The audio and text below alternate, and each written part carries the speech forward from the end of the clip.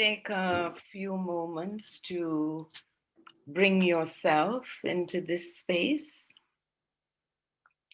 Gather up the many pieces of you to come into this now. Try to settle yourself. Just settle yourself comfortably in your chair. And if you can, manage a nice straight spine. Just settle yourself.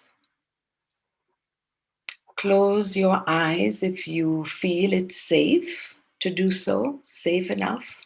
Only if it's safe enough, close your eyes and just take a deep, long breath in through your nose.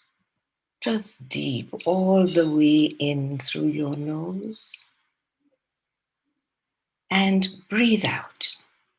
Breathe out long with a sound that's pleasing to you.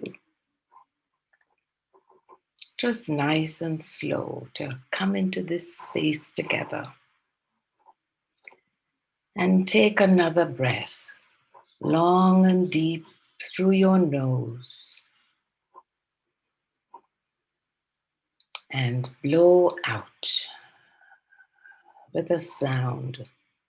Just let everything go so that you could be present right here, right now.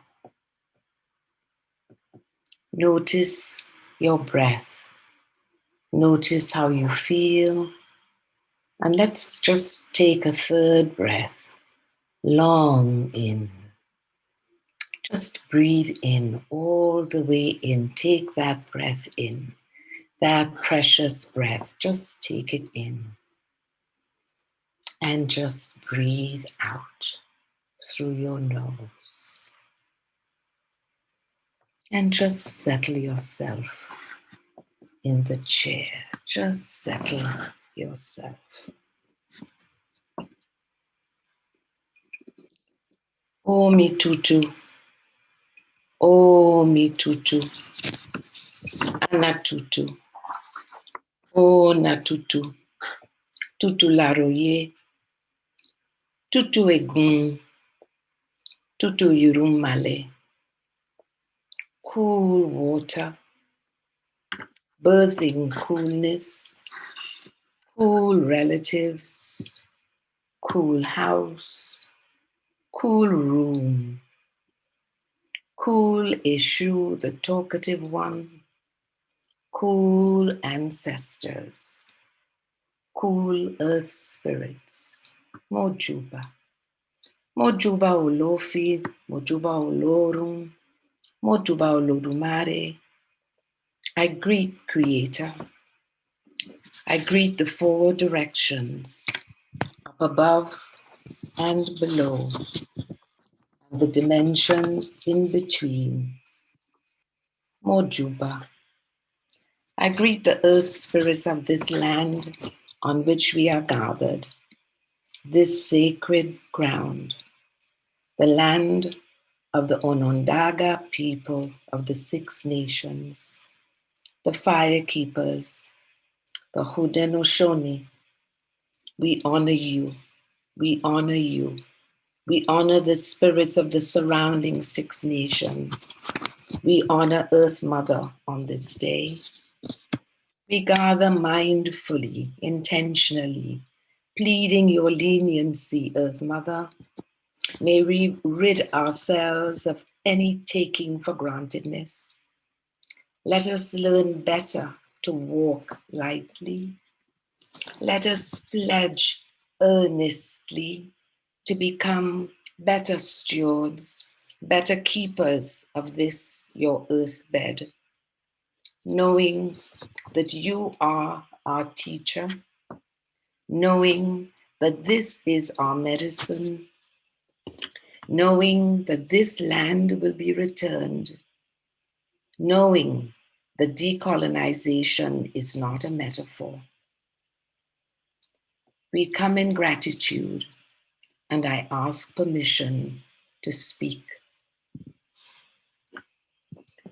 We've come today paying homage to you, Maria, to celebrate your life of letters in word, with hearts wide open, in gratitude for what you have bequeathed to us, Maria Lugones, our philosopher queen, you who from the very beginning, made of philosophy and women of color, close intimates, loving intimates. We've come today to pour these libations to Earth Mother and to you, our maestra, professora, popular educator, author, writer of short stories, cuentitos, and community organizer. You have summoned us to hang out with you and with each other today. Those of us who find ourselves at odds with home, at odds with whatever we had constituted as home, as safe space on the inside and outside, spaces from which we have been forced to flee, out of which we have been ejected, those apparent safe spaces and their apparent opposites, the street, the jail, the police station, the insane asylum, those places that are highly policed. These are precisely the kinds of violences and ruptures we are experiencing, witnessing at this very moment, the ones that you identified decades ago that have been part of your life's work. You anticipated this moment, Maria, this moment of dark irony, to the point of stating explicitly that hangouts might be formed even in well-defined institutional spaces like the academy, of course, troubling and subverting their logics, their intent. In all of your thinking, all of your work, you've always completed the other side of the dialectic, for there is always possibility, always creation, always transformation in the making. You knew we would need to create a new politics, not simply yearn for it. You knew that we needed to adopt a set of tactical strategies of intention, of interestedness, of intersubjectivity, of an I moving toward the we always, following the direction of the arrow. A politics of multi-dimensionality, of coalition, and coursing through it all, a politics of playfulness. Out of your many pilgrimages, peregrinajes, you knew what world travel entailed, its many labors, its horrors, its joys, the ways in which we were to outfit ourselves for the multiple journeys. You knew of that slippery line between loving and arrogant perception, both of which can take up residence in the same place, in one and the same person, as well as across different groups, various communities of difference. You knew that we would have to build and multiply our hangouts. Spaces like these, this very one that has been created today, pods of like-minded kindreds doing the work of decoloniality, the work of decolonial feminisms. In one sense, you anticipated the moment we are living now, not happily, I imagine, but courageously and capaciously, assured that we would cast aside those useless divisions of supremacist thinking that do not serve us. You knew that we would have to choreograph our way to liberation, that we would have to sing. You knew the color of the songs. You left us the score. In 1989, the year that Pat Parker took her transit, Audre Lorde wrote a letter of love and grace to Pat's Parker, Marty Dunham.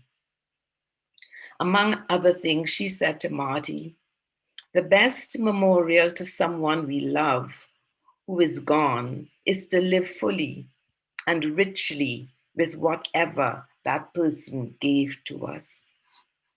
What you have bequeathed to us, Maria, is large, the bounty of a tidal wave, indestructible, consequential. As we honor you today in this time of the pink and full of the moon, we remember your colors of turquoise, of granate, the intense deep of crimson flecked with mahogany. Perhaps pink is to turquoise as crimson is to love. In the end, love is all there is. The love that you have given, we return on this day in sacred solidarity. Ashe.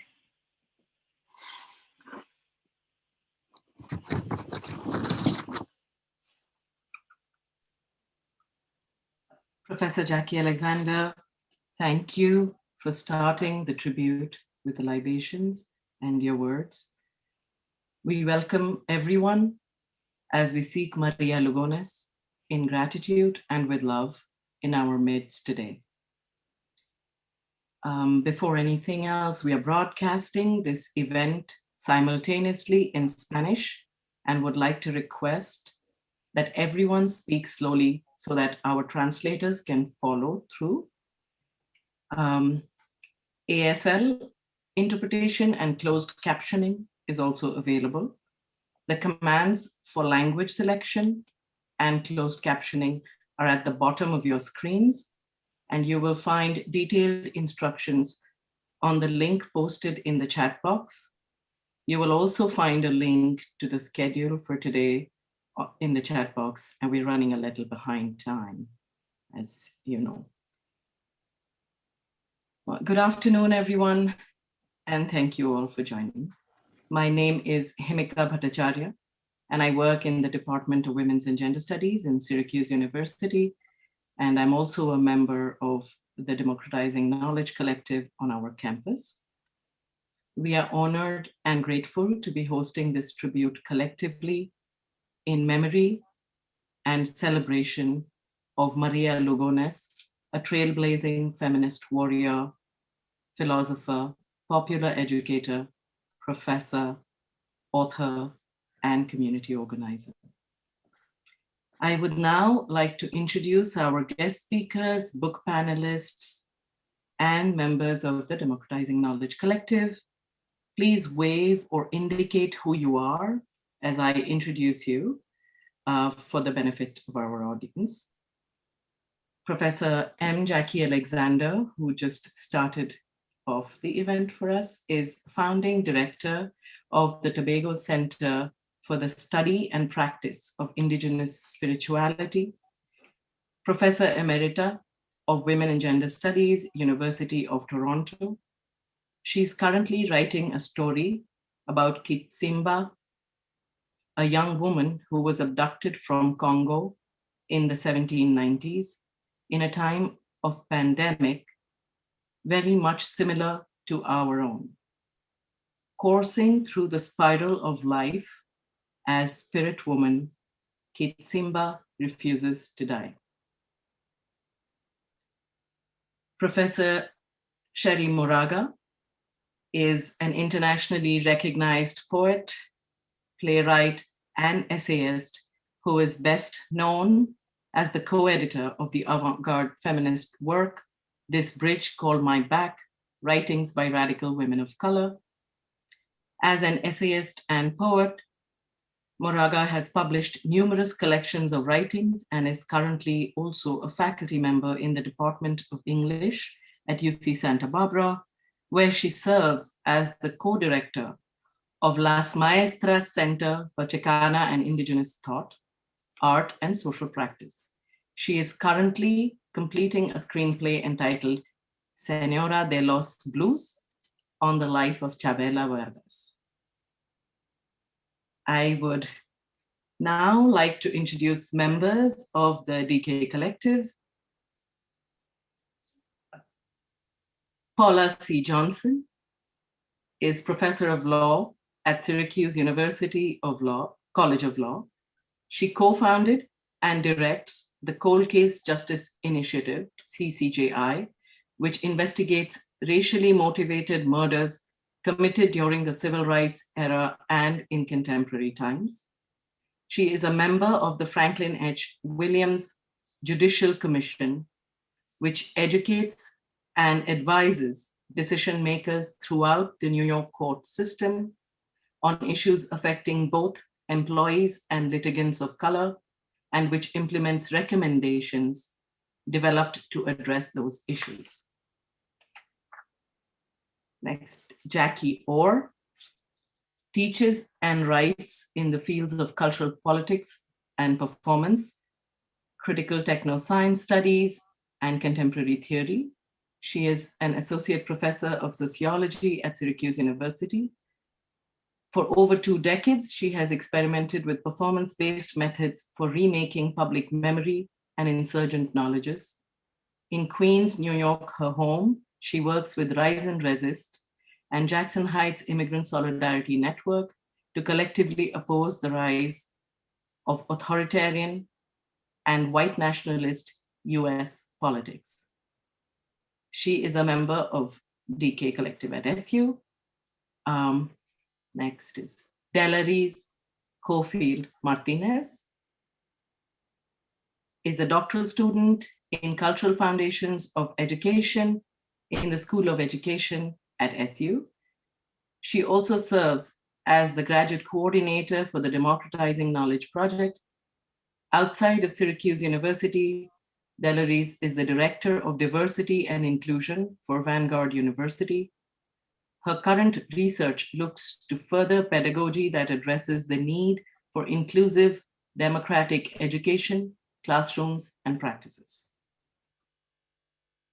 Then Linda E. Carty is a Black feminist scholar, activist, and educator in the African American Studies Department at Syracuse University. Linda's activist, research, scholarship, and teaching spans Black women's labor struggles, migration, and sexuality in Canada, the Caribbean, and the US. She is author of numerous writings across a wide range of activist and academic venues. Chandra Talpade Mohanty is Distinguished Professor of Women's and Gender Studies and Dean's Professor of the Humanities at Syracuse University. Her work focuses on transnational feminist theory, anti-capitalist feminist praxis, anti-racist education, and the politics of knowledge. She is author of Feminism Without Borders, Decolonizing Theory, Practicing Solidarity, and co-creator with Linda Carty of the Feminist Freedom Warriors Digital Video Archive. PJ Di Pietro is Assistant Professor of Women's and Gender Studies at Syracuse University, as well as member of the DK Collective. They collaborate with AJAAS, Association for Hauteria, Art, Activism, and Scholarship, and the organization Futuro Transgenérico. They are also one of the 3 co-editors of the book, Speaking Face to Face, The Visionary Philosophy of Maria Lugones, parts of which will be under discussion today. And this brings me to the other 2 co-editors of the book, Speaking Face to Face. I'm going to introduce the 2 co-editors, the other 2 co-editors, and then hand the mic to them. Yeah? Jennifer McQueenie is Associate Professor of Philosophy at Worcester Polytechnic Institute and a recipient of the Fulbright U.S. Scholar National Research Award. McQueenie has published more than 25 articles and book chapters in areas such as feminism, phenomenology, existentialism, and decolonial theory. Shireen Roshanravan is Associate Professor in the Department of American Ethnic Studies and affiliate faculty member in Gender, Women, and Sexuality Studies at Kansas State University. She works at the intersection of women of color coalition politics, decoloniality, critical race, and feminist queer of color theory, comparative ethnic and Asian American studies. And before actually I hand the mic over to the three co-editors, I would like to also introduce our interpreters and CART specialists. We have three Spanish language interpreters. First, Akemi Inamoto, who is a PhD candidate in the Department of Geography at SU and is from Nicaragua. Her research explores gender, race, agrarian transformation, and environmental governance among rice farmers in Colombia. Akemi's work and ways of thinking have largely been shaped by the work of feminist Latinx American thinkers like Maria Lugones. She is thrilled to be a part of this event that honors Lugones' revolutionary legacy. Rosa Benavides is ABD from the Syracuse University Social Science PhD program and is currently employed as a Spanish instructor in the Department of Languages, Literatures, and Linguistics in SU. Engracia Schuster, a Syracuse University alumna, is currently a professor emerita of Spanish at SUNY. We would also like to thank our ASL interpreters, Paula B. and Rhiannon S., and the captioner, Zach M. A big thank you also to Suzanne Democratizing, administrative specialist in the Department of Women's and Gender Studies at Syracuse University, for her assistance with this event. And finally, this event is supported by several departments and units at SU, including the Department of Women's and Gender Studies, Latino, Latin American Studies, Philosophy, Humanities Center, Sociology, English, Communication and Rhetorical Studies, and LGBTQ Studies. I shall now pass the mic to PJ, Shireen, and Jen, co-editors of Speaking Face to Face, who will introduce the book, after which we shall introduce the three contributors and respondent. PJ.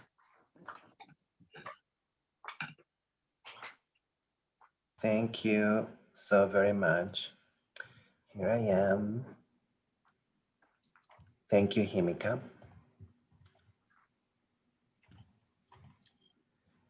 In bringing Speaking Face to Face, the visionary philosophy of Maria Lugones to life, we sought, Jennifer McQueenie, Shireen Roshanravan, and I, to enact complex communication, urging ourselves and the readers to engage Lugones faithfully.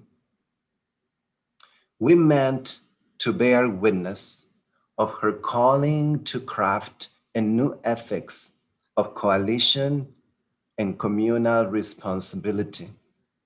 This type of ethics demands una entrega from us, an offering.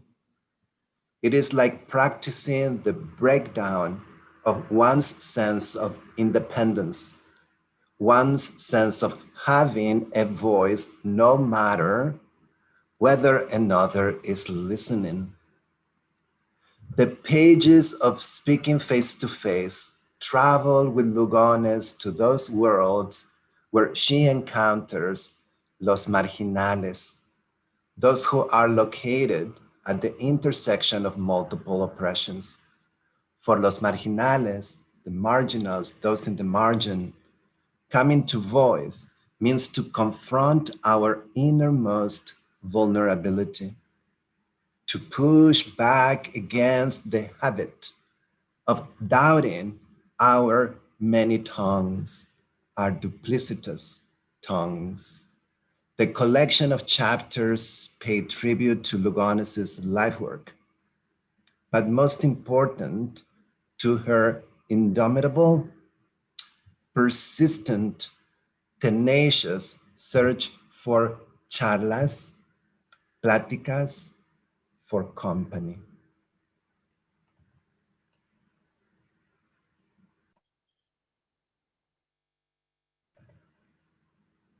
Shireen or Jen?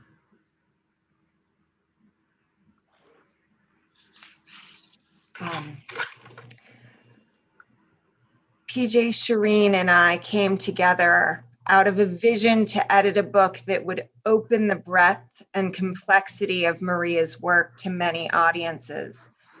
Our shared but different love for Maria, our shared but different knowledges of the personal transformations, both possible and inevitable, when engaging Maria's praxis, brought us into a coalition that is still moving and pausing after all of these years.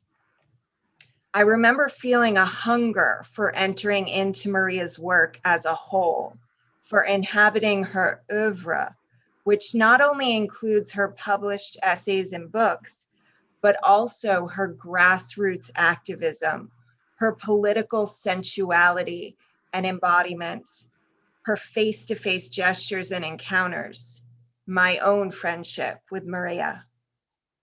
The book Speaking Face to Face is itself a devotional and coalitional gesture that beckons us into companionship with Maria's body of work in all its movement and depth, and in its resistance to linear conceptions of time, progress, and connection that would stop us from reaching across worlds, across the porous border between life and death.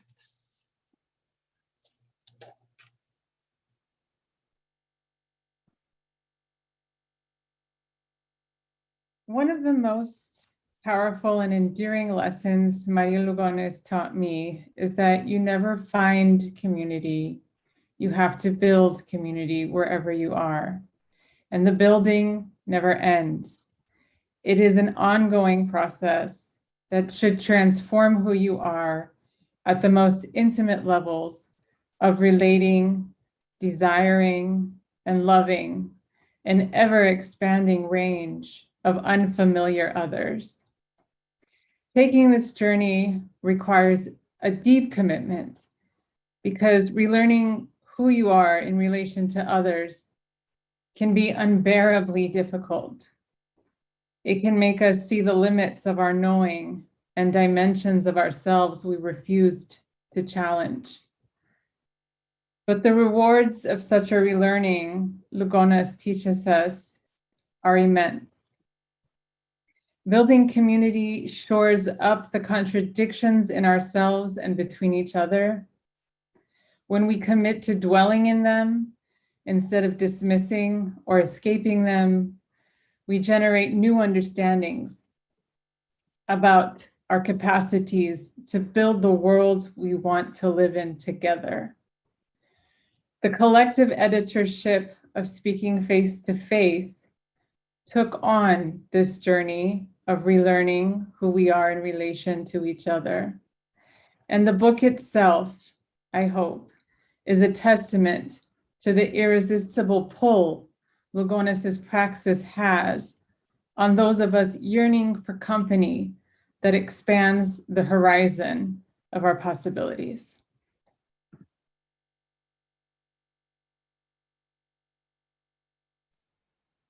Yeah. Thank you, PJ, Shireen, and Jen for introducing the book. We will now have the three presentations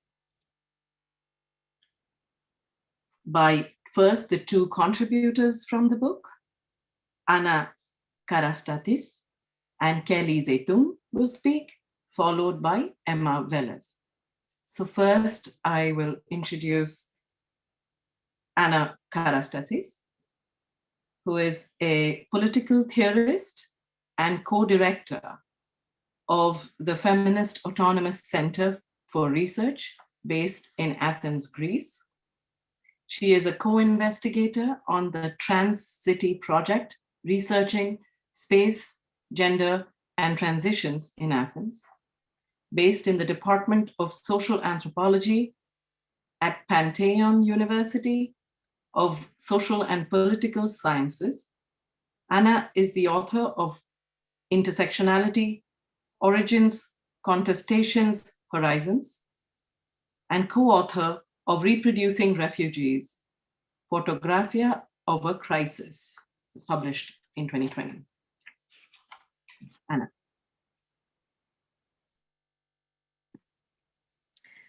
Thank you so much, Himika. I'd like to thank the Democratizing Knowledge Collective, including Himika Bhattacharya, PJ Di Pietro, Delaris Schofield Martinez, and all the other members for all the work organizing this event and for extending an invitation to me to participate, by which I'm humbled and honored and speechless, really. I'd also like to thank the co-editors of Speaking Face to Face, PJ, Jen McWeeny, and Shireen Roshanaravan, for having seen to fruition what I think is a beautiful volume of essays about the visionary philosophy of Maria Lugones. For touching my heart with her words, I'd like to express my gratitude to Maria Lugones herself, whom I met once but didn't know outside her writing, and to her community of loved ones who cherished and nourished her. I'd like to offer my deepest condolences for your loss. The essay that I wrote that's been published in Speaking Face to Face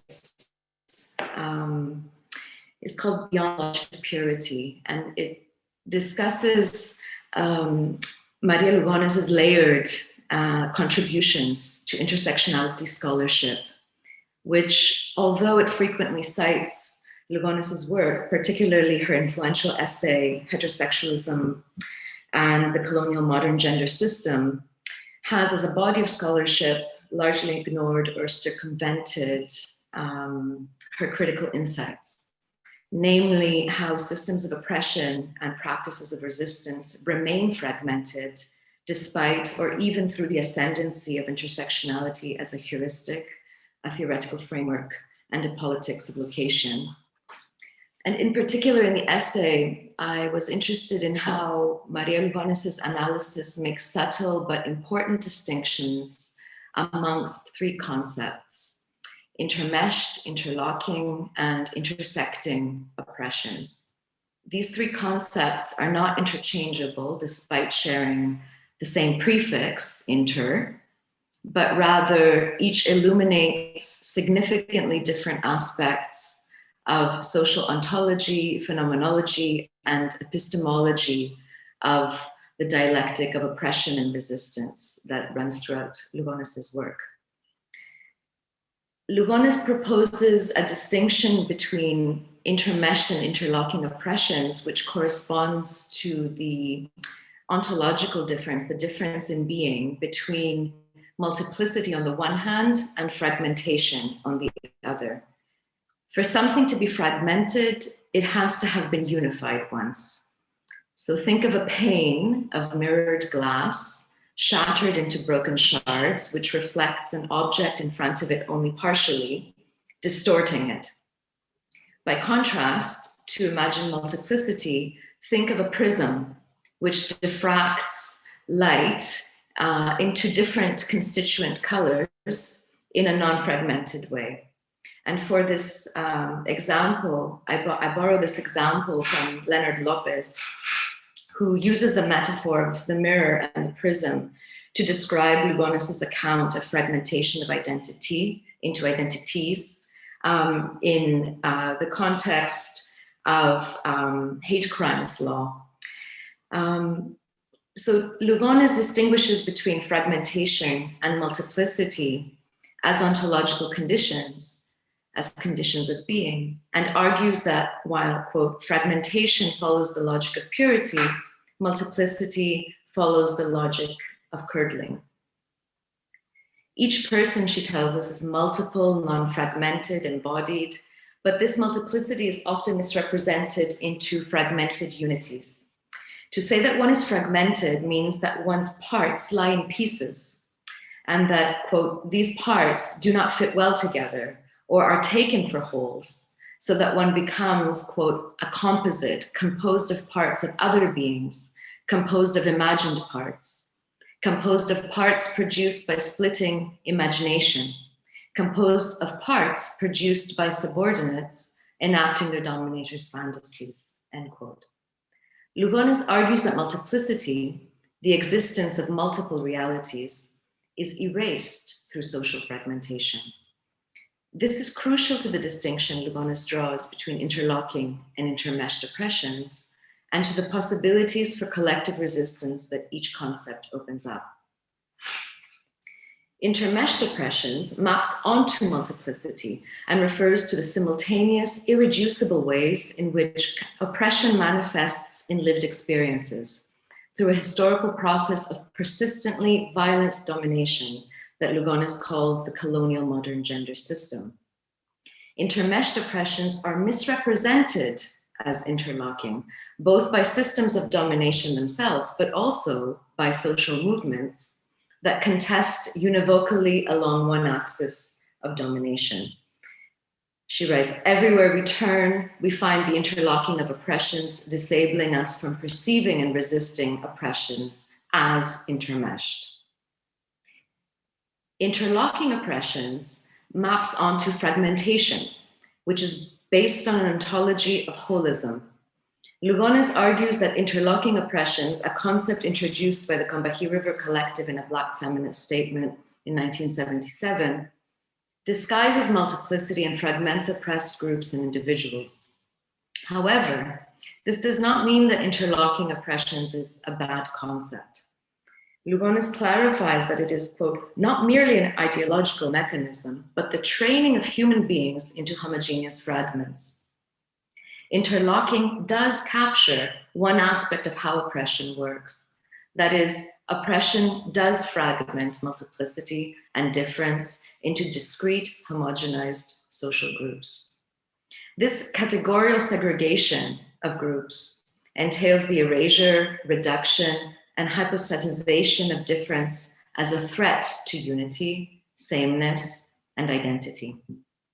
The interlocking of oppressions, then, names a material process based on a logic of purity through which multiplicity is reduced to fragmentation. But interlocking oppressions as a concept conceals how intermeshed oppressions that are concretely, simultaneously experienced by curdled beings become cognitively distorted through categorical politics that divide, select, and prioritize among these. So now we come to intersectionality. Intersectionality for Lugones is not the theoretical solution to intermeshed or interlocking oppressions. Intersectionality, of course, is often represented as the arrival of an inclusive feminism. Lugones reads the intersection quite differently, as a space of violent reduction, of invisibility, and of desubjectification. Lugones rejects a positivist identitarian deployment of intersectionality that reifies identity, that reifies axes of identity especially, one which would construct the intersection as the site of a politics of location for multiply oppressed subjects and social groups. Lugones argues that their intersection does not represent women of color. Rather, given the logic of purity informing the categorical construction of axes of race and gender, among others, the intersection functions as an index of the invisibility of women of color. She concludes, quote, once intersectionality shows us what is missing, we have ahead of us the task of reconceptualizing the logic of the intersection. That is, to perceive gender and race as intermeshed or fused so that we can actually see women of color. Yet intersectionality theory often conflates or confuses fragmentation with multiplicity. By reifying intersectional identities, intersectionality often reproduces social ontological fragmentation, the fragmentation of social groups, of social identity, representation. Certain intersectional approaches redeploy unitary categories, for instance, race, gender, class, citizenship, sexuality, disability, that are defined to the exclusion of each other by privileging the identities of normative group members whom Lugones calls in contrast to thick members who are seen as being nominally included but not able to represent the group itself.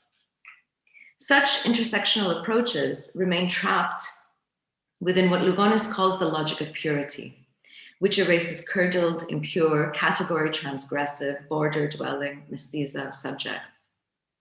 Lugones argues that the liminal identities of subjects dwelling in categorical interstices can be made visible only by conceptualizing oppressions as fused or intermeshed. And here's a long quote from Heterosexualism and the Modern Colonial Gender System. Intersectionality reveals what is not seen when categories such as gender and race are conceptualized as separate from each other. The logic of categorical separation distorts what exists at their intersection, such as violence against women of color. So, once intersectionality shows us what is missing, we have ahead of us the task of reconceptualizing the logic of the intersection so as to avoid separability. It is only when we perceive gender and race as intermeshed or fused that we actually see women of color. While this may be read simply as a critique of intersectionality, I think it's more productive to view it as a heterodox interpretation of the concept of intersectionality, which delimits the scope and intent of the concept to reveal actually the theoretical and the political work, the practical work that still lies ahead.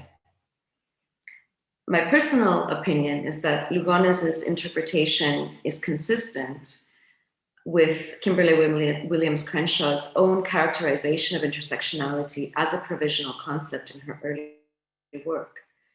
In fact, I think Lugones' interpretation is more consistent with that definition.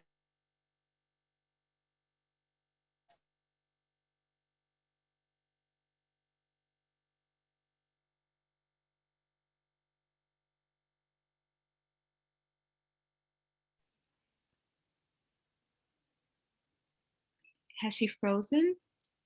Can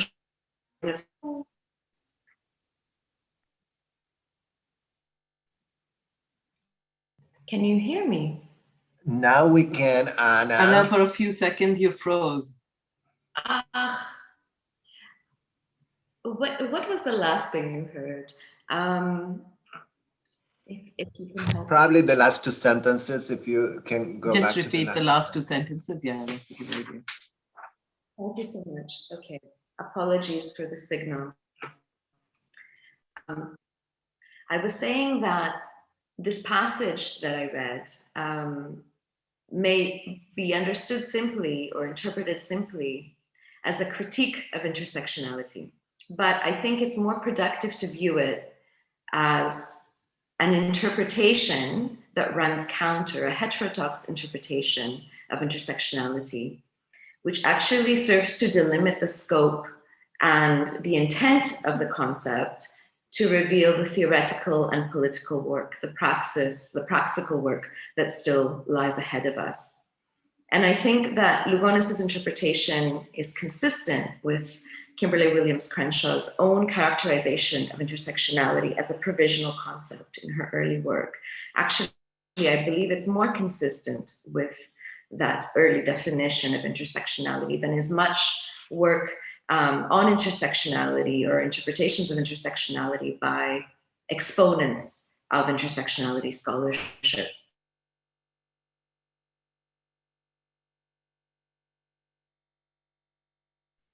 Again, Anna, you have frozen again. An account. Oh dear, I'm sorry that my connection is so poor. Am I back? Yes. Yes, you are. You are, and it was very short. Okay. Sorry, Himika.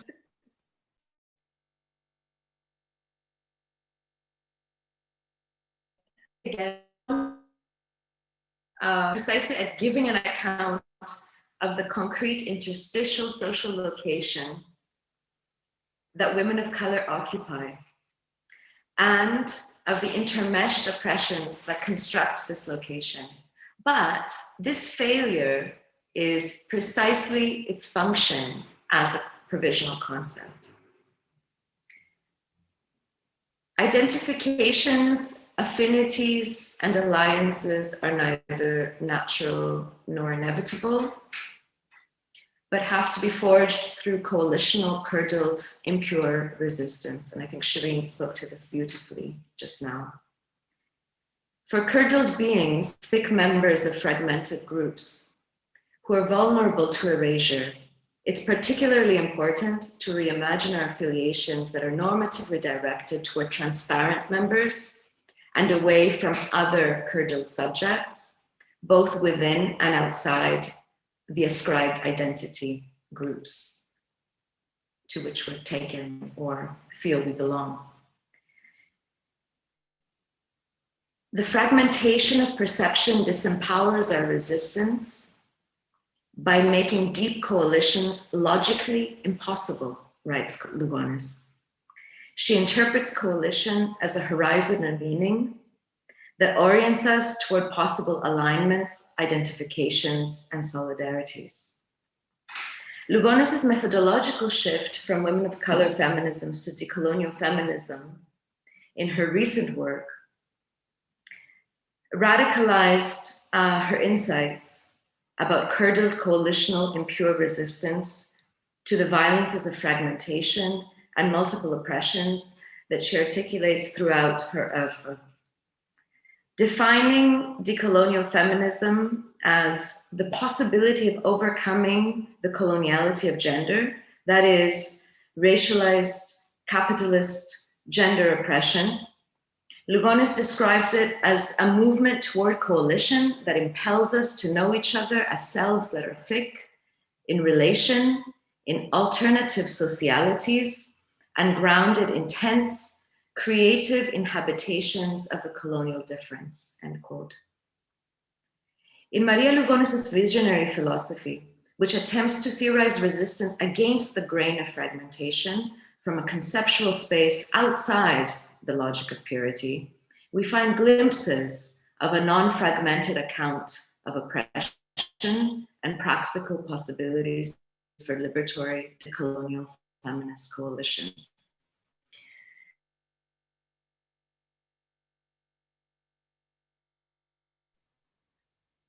So again, Anna, you're frozen at the word coalitions.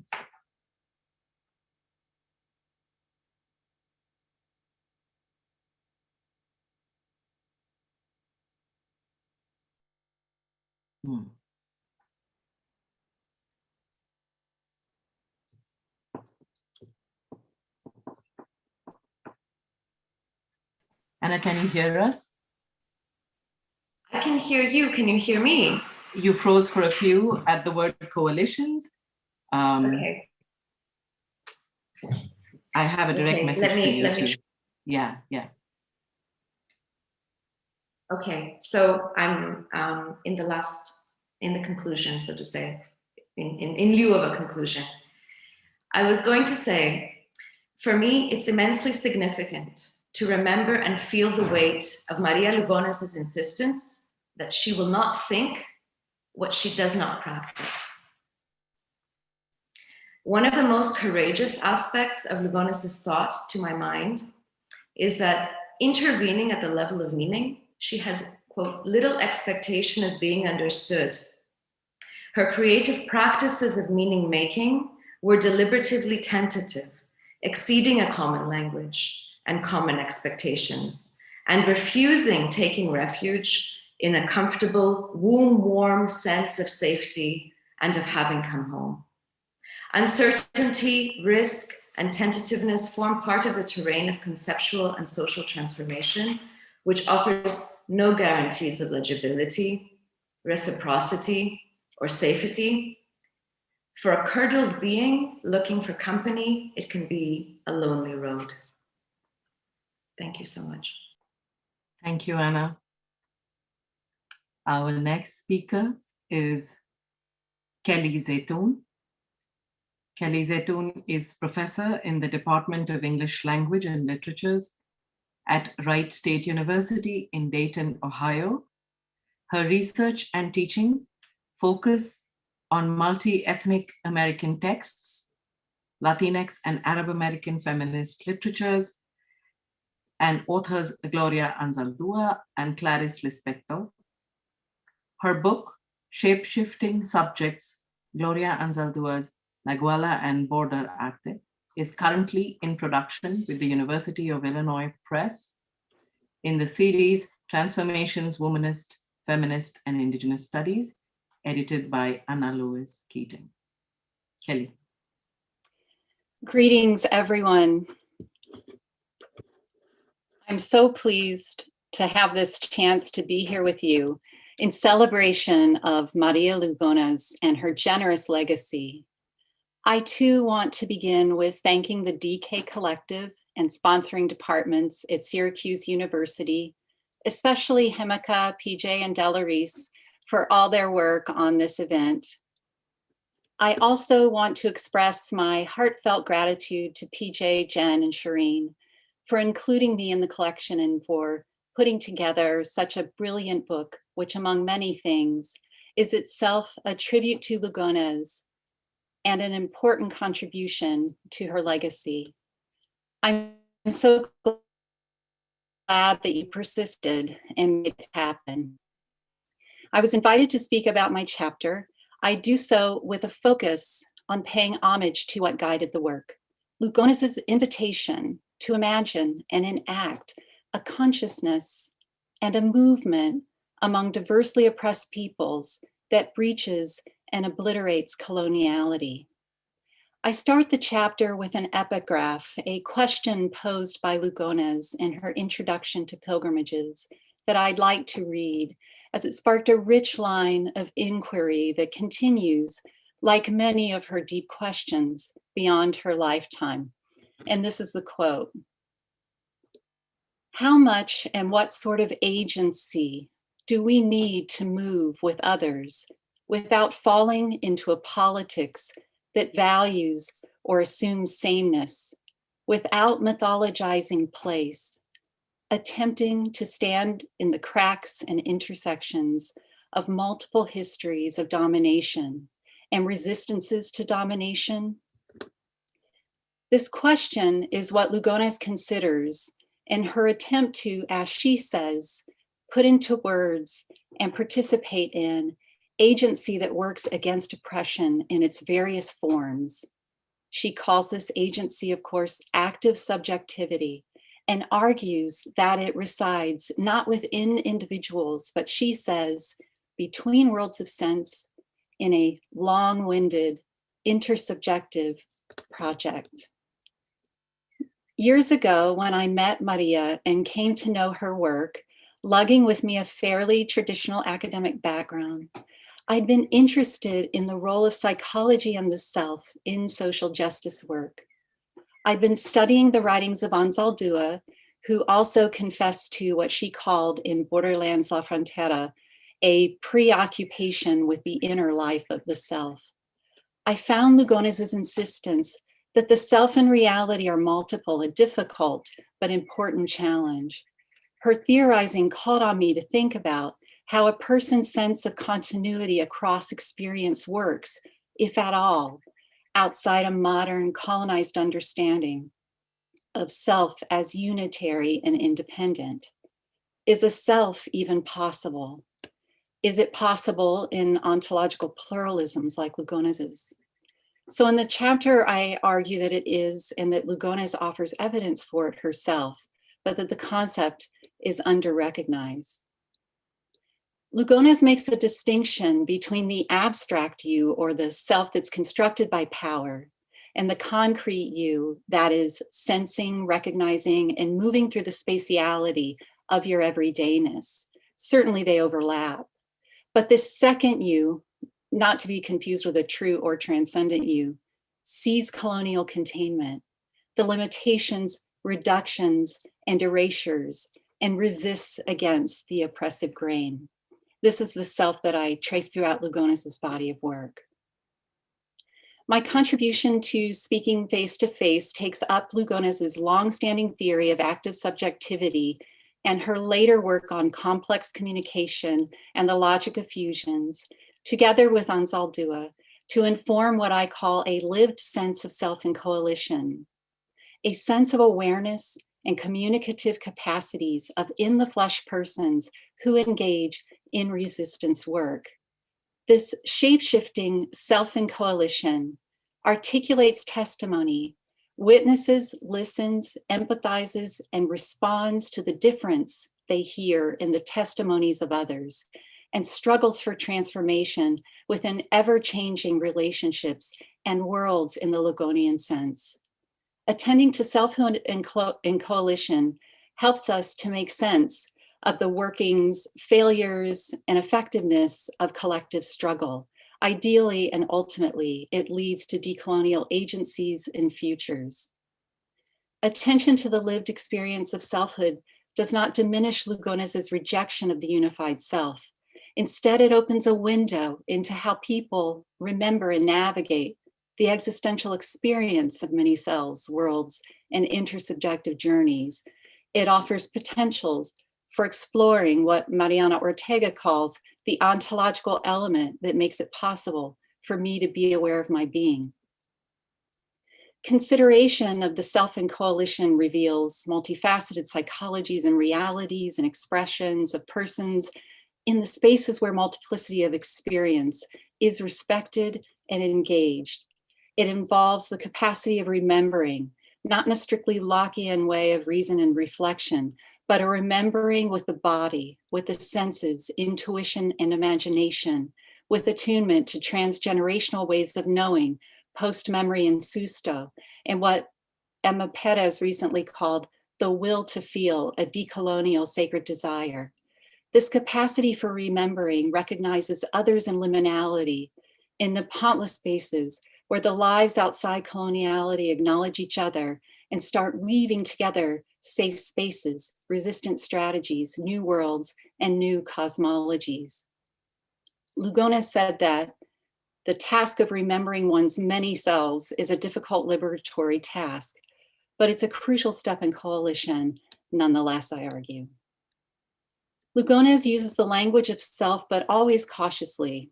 Not to use caution in the discourse on self would risk denying the depth and severity of the violence wielded by coloniality in the service of upholding a Western understanding of the human self as wholly autonomous, uniquely and above all rational, a thinking self that therefore can dominate other life forms and environments, a self that transcends the body, and a diversity of physical and spiritual desires and expressions. This construction of self, inflicted on colonized peoples century ago and now, decimates human possibilities for living and being at every level. Providing a poignant example of this and drawing from Lugones in part, P.J. DiPietro's recent work identifies coloniality's attempt to extinguish gender non-conforming and transing bodies of Abiyala in effort to defend and perpetuate, no matter how brutally, a subject-object, self-other, human-non-human binary. The importance of the task of decolonizing the Western self and subject cannot be understated. So I proceed carefully in suggesting that my understanding of Lugones' take on self is that a person can enact resistant agency, but always and only within the company of others who also reject the construction of the oppressed as inferior. Lugones recognizes the important role of persons participating in active subjectivity and in complex communication when she says that it is exercised through, quote, a change in one's own vocabulary, one's sense of self, one's ways of living, and the extension of one's collective memory through developing forms of communication that signal disruption of the reduction attempted by the oppressor. When she asks us not to forget, what she asks us not to forget in our theorizing about self is that resistant identities are created in relationship and in liminality. Social states are what Lugones calls, with reference to Victor Turner, anti-structures, where one sees their multiplicity. Ortega calls this being between worlds. Also, Lugones says, identities and selves do not precede the context in which they are operating. Anzaldúa offers a way of theorizing a self that can accomplish this, a self with multiple modalities that can sense an energetic merger with others without being appropriated by them, a self that senses difference and yet deep interrelatedness to not only persons, but contexts. This Nahualan or shape-shifting self is both one and multiple. Anzaldúa, summoning the mythos and epistemologies of the Nahuas, provides a theorizing about a self that is based in motion, not a stagnant substance, constructed in complex communication outside the modern sense of self, even in a metaphysical way. Might we consider then that consciousness and the lived experience of self is both material and immaterial, or perhaps neither, something else beyond Western conception? A tertium quid, as James Matthew says in his study of the reality of the Nahuas. Or to use Di Pietro's language, something neither human nor animal nor monstrous, but somewhat sacred. Might we consider this as we move together toward new philosophies, cosmologies, new potentials for liberatory futures? The self volition had in mind is not active subjectivity as defined by Lugones, but it plays a role in it. In the flesh, persons participate in the cross-referencing of different realities they experience in order to engage with non-dominant others in liberatory work. So I close with language from Lugones that points to the significance of selfhood and coalition maintained throughout her work.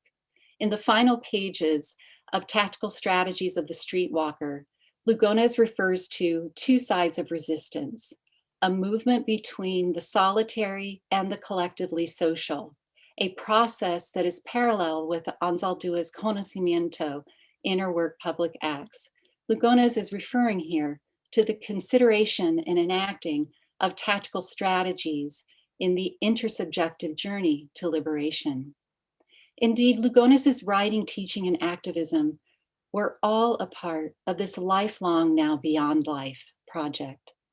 Over 10 years after the Streetwalker essay, Lugones writes in Radical Multiculturalism and Women of Color Feminisms, as we live as fusions resistant to multiple oppressions, we can appreciate the ways in which others have conceived, given cultural form to, theorized, expressed, embodied the resistance to multiple oppressions.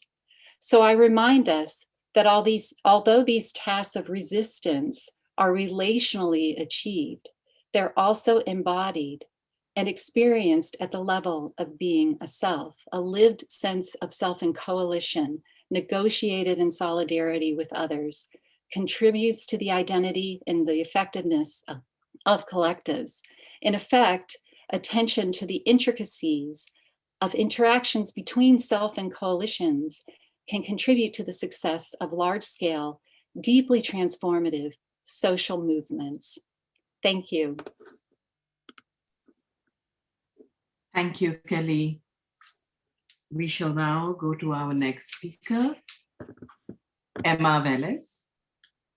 Emma Velez is currently an assistant professor of gender and women's studies and affiliate faculty in Latino Studies and Unit for Criticism and Interpretive Theory at the University of Illinois at Urbana-Champaign. Her research interests include decolonial feminisms, critical theory, feminist theory, and critical philosophy of race.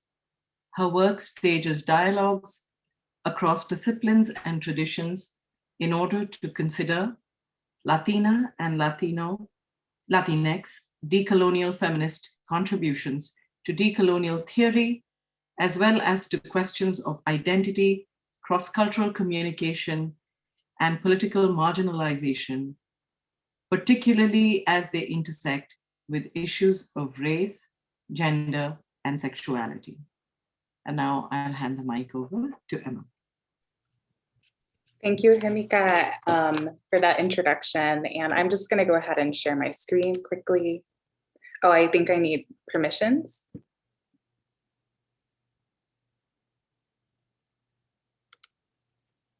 Okay.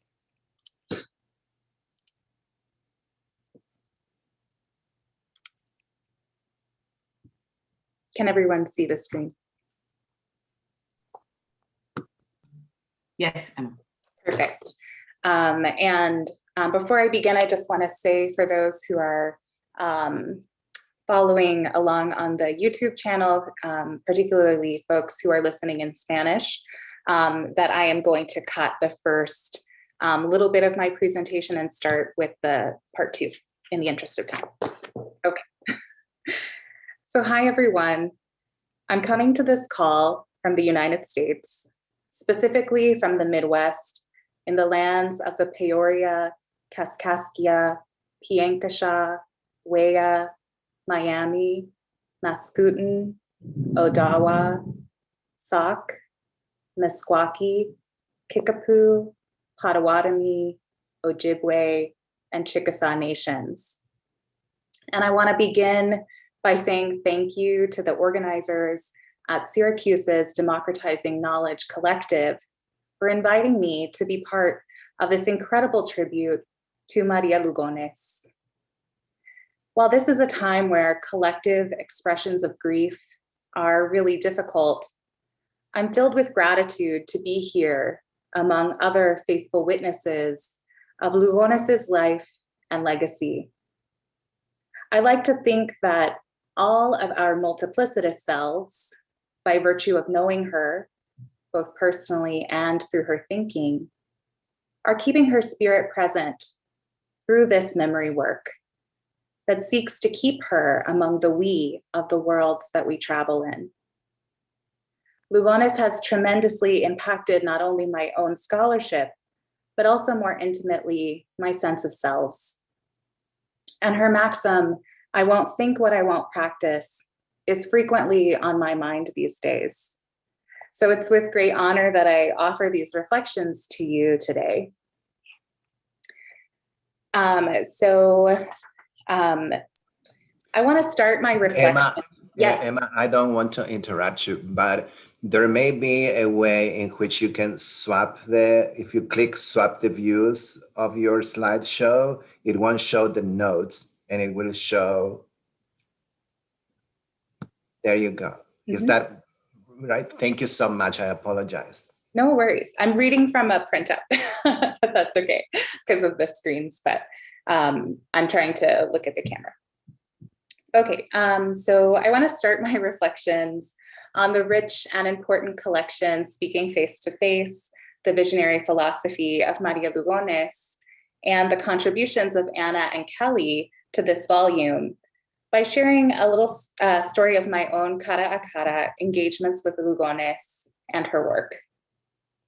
My hope is that in sharing this story, I can provide an orientation to my thoughts on Anna and Kelly's brilliant essays. Oh, okay. The image didn't show, so we'll go back here.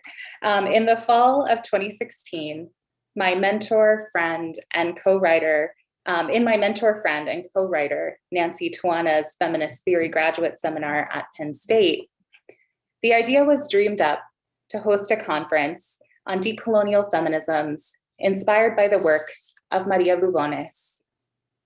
In anticipation of the conference, Nancy and I co-led a graduate seminar on Lugones' works in the fall of 2017.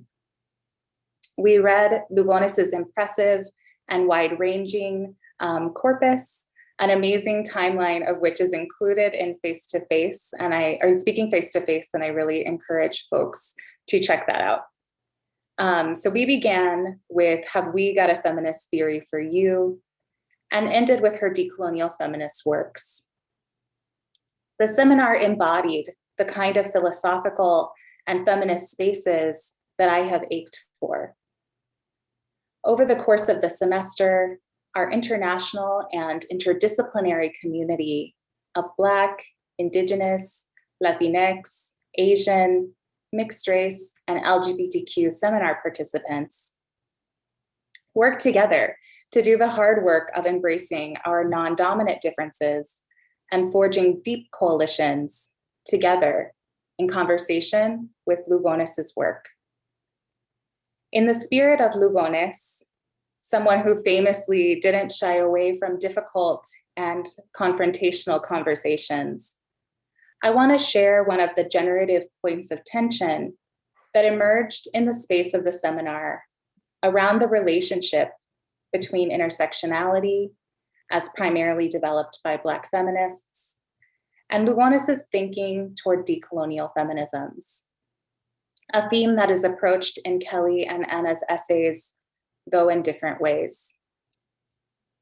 As our seminar turned to Lugones' writings on decolonial feminism, our students, particularly our Black students, began to express disappointment and sometimes even anger and hurt over Lugones' engagement with intersectionality.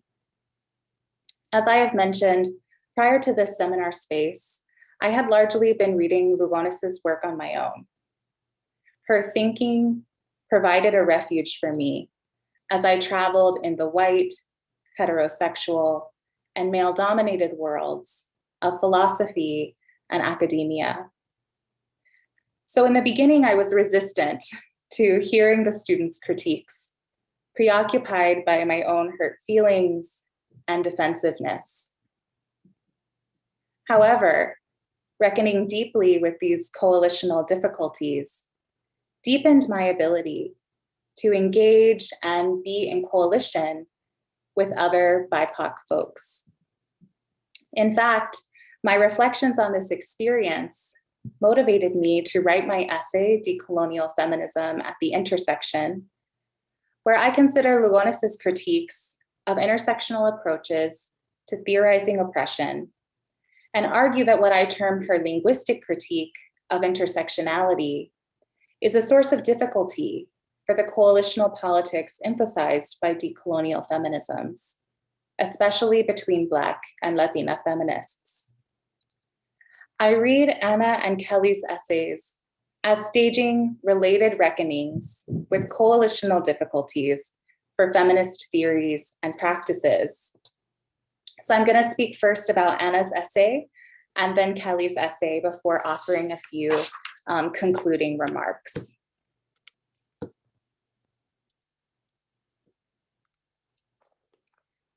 So Ana Karastesis's essay closely engages with what she describes as Lugones' layered contributions to intersectionality scholarship. In particular, Karastesis gives thoughtful consideration to Lugones' nuanced critical engagements with intersectionality theory itself, as well as recent calls within feminist and critical race theory for post-intersectional approaches to theorizing oppression. Karastesis enters this debate through an examination of the way that Lugones' critical interpretations of intersectionality prompt a reconsideration of the underlying logics of oppression and the implications that this holds for both coalitional politics and decolonial feminism. Central to Lugones' critical interpretations of intersectionality is the lexicon that theories of oppression appeal to in order to analyze oppression, in particular terms like intersecting, interlocking, and intermeshed. Far from a mere abstract theoretical concern, Lugones demonstrates that the language that we use to speak and theorize about oppression has important implications for possibilities of resistance. Taking seriously Lugones' warning about the danger of deployments of intersectionality that reify the, quote, axes of identity, constructing the intersection as the site of a politics of location for multiply oppressed subjects, close quote. Karastasis explains that we misapprehend the work of intersectionality if we take the intersection to represent women of color. Rather, as she writes, quote, the intersection functions as an index of their invisibility, close quote. What then, she asks, is the role of intersectionality in Lugones' theory of resistance? Karastasis' question echoes one that I ask in my own critical reflections on Lugones' engagement with intersectionality, namely, what is the role of intersectionality in Lugones' articulation of decolonial feminism? Karastasis' response to her own question, but also perhaps to mine, argues that we must not appeal to intersectionality as the theoretical solution to interlocking and intermeshed oppression, but rather, in showing us what is missing, intersectionality constitutes the point of departure for a liberatory coalitional project of decolonizing gender. Again, I hear resonances with my own work that contends that it is only through the space opened up by intersectionality that asking the question of the coloniality of gender becomes possible. By pursuing an analysis that furthers the insights of intersectionality, as Lugones, Karastasis, and I seek to do, decolonial feminism holds open possibilities for reorienting our feminist theories and practices of resistance toward the possibility of generating liberatory worlds for women, femmes, and queers of color by working to dismantle categorical logics with the aim of transforming their very meanings. Kelly Zaytoun's essay 2 approaches the coalitional imperative of Lugones' work, as well as Lugones' critical engagements with intersectionality through what she terms the self in coalition. Weaving together Lugones' thinking on active subjectivity, fusion, liminality, and complex communication with Ansaldua's writings on Nepantla and Nawala, Zaytoun emphasizes the inner self work required for engaging and sustaining deep coalitions. As she explains, quote, I seek to remind us that although recognition, appreciation, testimony, and communication are relationally achieved, they are also embodied and experienced at the level of the self in coalition, close quote. Unlike the monosensical self of the colonial modern subjectivity, the self in coalition is constituted through collective remembering and faithfully witnessing multiplicity in liminal spaces. Zaytoun demonstrates that key to the self in coalition's ability to engage in concrete practices of collective remembering, faithful witnessing, and other acts of resistance is a movement toward what Lugones has termed the logic of fusion. As she explains, quote, according to Lugones, intersectionality should not be seen as an identity or move toward coalition. a different logic is required, one that discloses how all oppressions are fused and interdependent, and how a variety of resistant strategies can be explored for how they support or diminish one another. Indeed, as Lugones underscores, quote, these fusions are not just theorized, but lived possibilities. That is why we seek coalition, close quote. Thus, as Zeytun argues, theorizing the self in coalition is important in understanding and enacting the possibilities for a decolonial selfhood as in relation, as well as for collective struggles.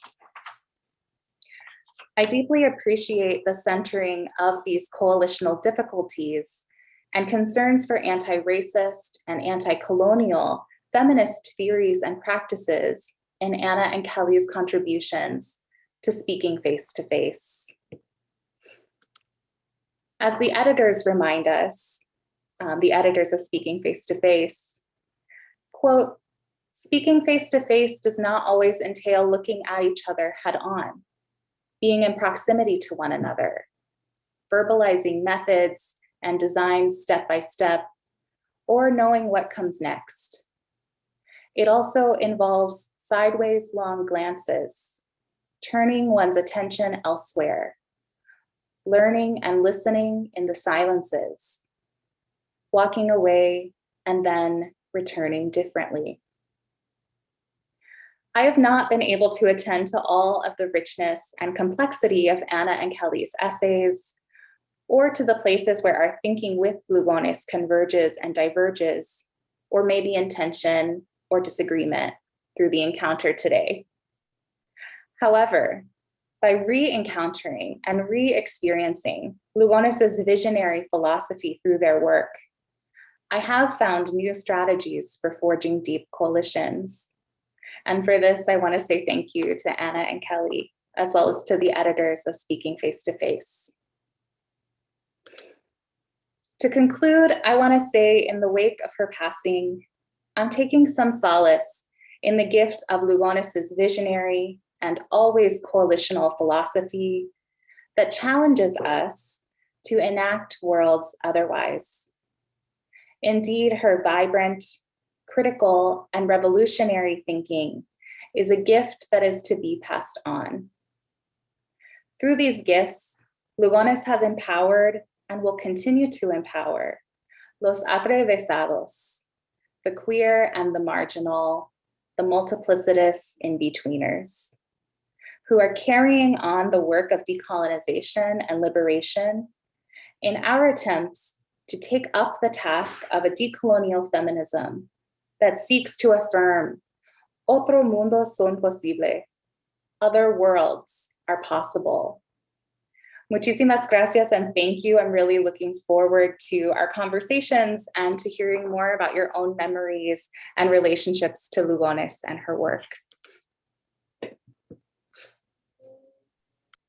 Thank you, Emma, Kelly, and Anna.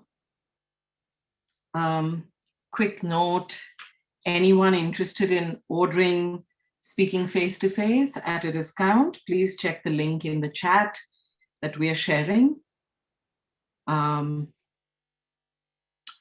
Also, the Spanish translation of Lugones' Pilgrimages will be out at the end of the month. So check it out on the link that we're sharing right now in the chat. I also wanted to acknowledge our viewers on YouTube. We can see that you're participating really actively, so that's great. And then it would be remiss of me to not thank Thomas Fazio, who is here for tech support with us. And actually, as I open the floor to the audience for your questions and comments, please raise your hands or feel free to type in the comments questions in the Q&A box at the bottom of your screen. And Spanish broadcast will also be translated, just FYI. Tom, could you please explain how members can raise their hands on both computers or handheld devices?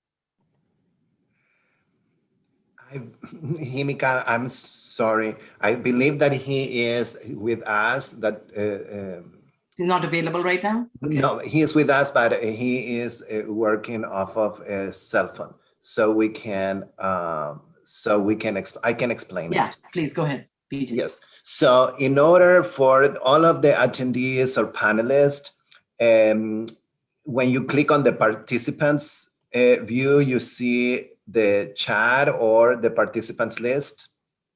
So go to the bottom of your participants view, and you will be able to see the icon to raise your hand. Or, yes, that's what you can do. Okay, so we'll open up to people. Right. So, but however, there is another feature, the Q&A feature at the bottom of your screen. You can click on that and you can type a question or a comment, and we'll read it on your behalf. If you would like to remain anonymous, there's an option and that allows you to check the anonymous version of the typed question. So go ahead. You can either use the chat or you can either use the Q&A feature or raise your hand if you would like to be promoted to panelist, I think. Is that the term? No, we'll change your role to panelist, and you can use the mic and the video if you like. So those are the two options. You can raise your hand and then we'll give you the mic, or you can use the Q&A feature. So do we have any questions, at least on my chat or screen? I don't see anyone yet.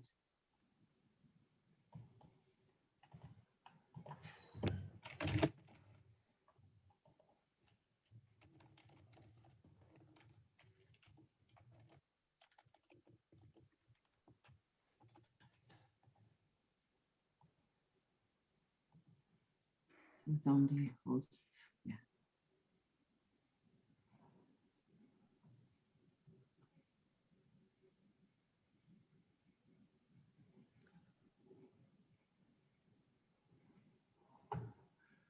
So far, we have a comment on the chat.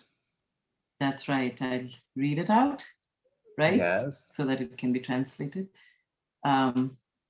This is from Natalie Gallagher. Feminist knowing calls us to situate ourselves.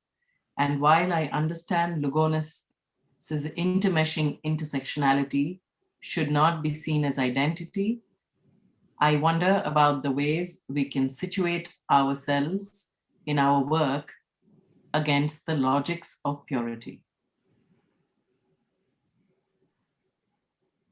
So does anyone want to respond to that from the co-editors or the three speakers? I will bring the co-editors, I will bring them to the spotlight. Yeah, I can remove myself from the spotlight, actually. I'll continue calling people in.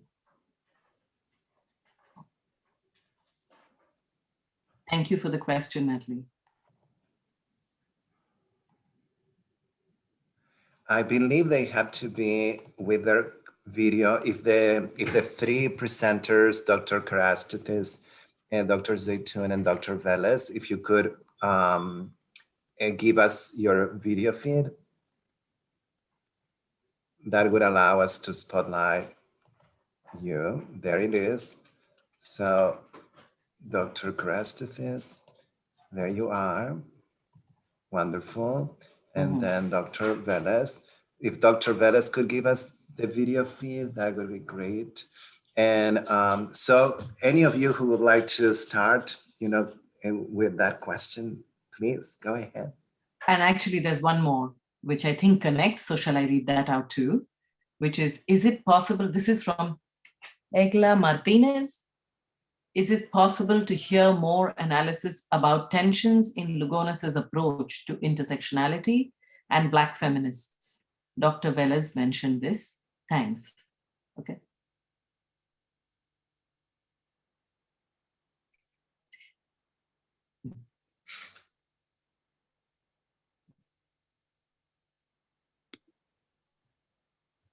I think Emma would be a good person to answer that last question anyway.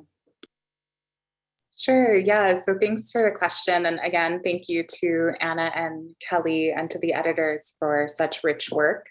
The tensions that I mentioned were emerging out of a very concrete space with Black feminists who were gathered in the space of the seminar that Nancy Tuana and I co-taught at Penn State. So those was the tensions that I was specifically referring to. But for a very interesting and I think complicated and careful but also difficult piece, I would also point folks who are interested in this this question to Selma Tarif's piece that I can link to in the chat that appears in a special issue on critical philosophy of race that I co-edited. And it was a publication of proceedings from the conference, which also include a piece by Maria Lugones herself.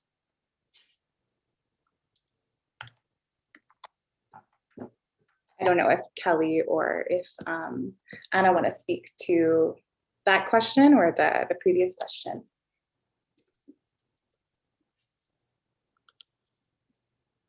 There's a couple more that I can add to this if you would like me to. So then you can maybe take, have a couple minutes. So there is a question from Carol Boyce Davies to the panelists. Black feminists are not a monolith though.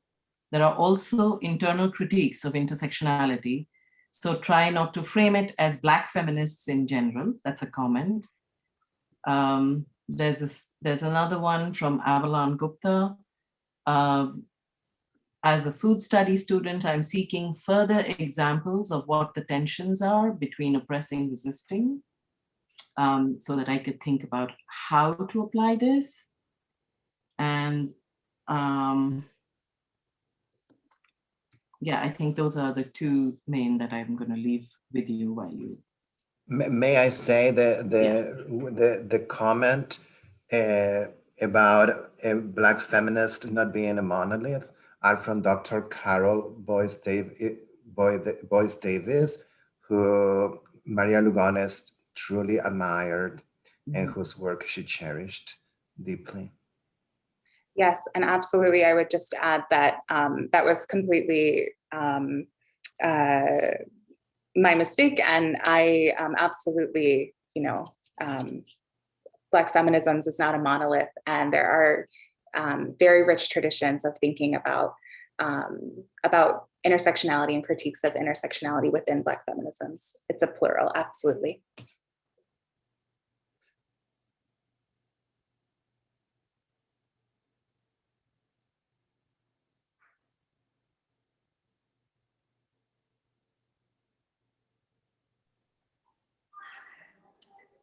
Did any of you want to respond to the oppression, either this, continue this comment, response to this comment, or the tensions that people have raised, or the between oppressing and resisting?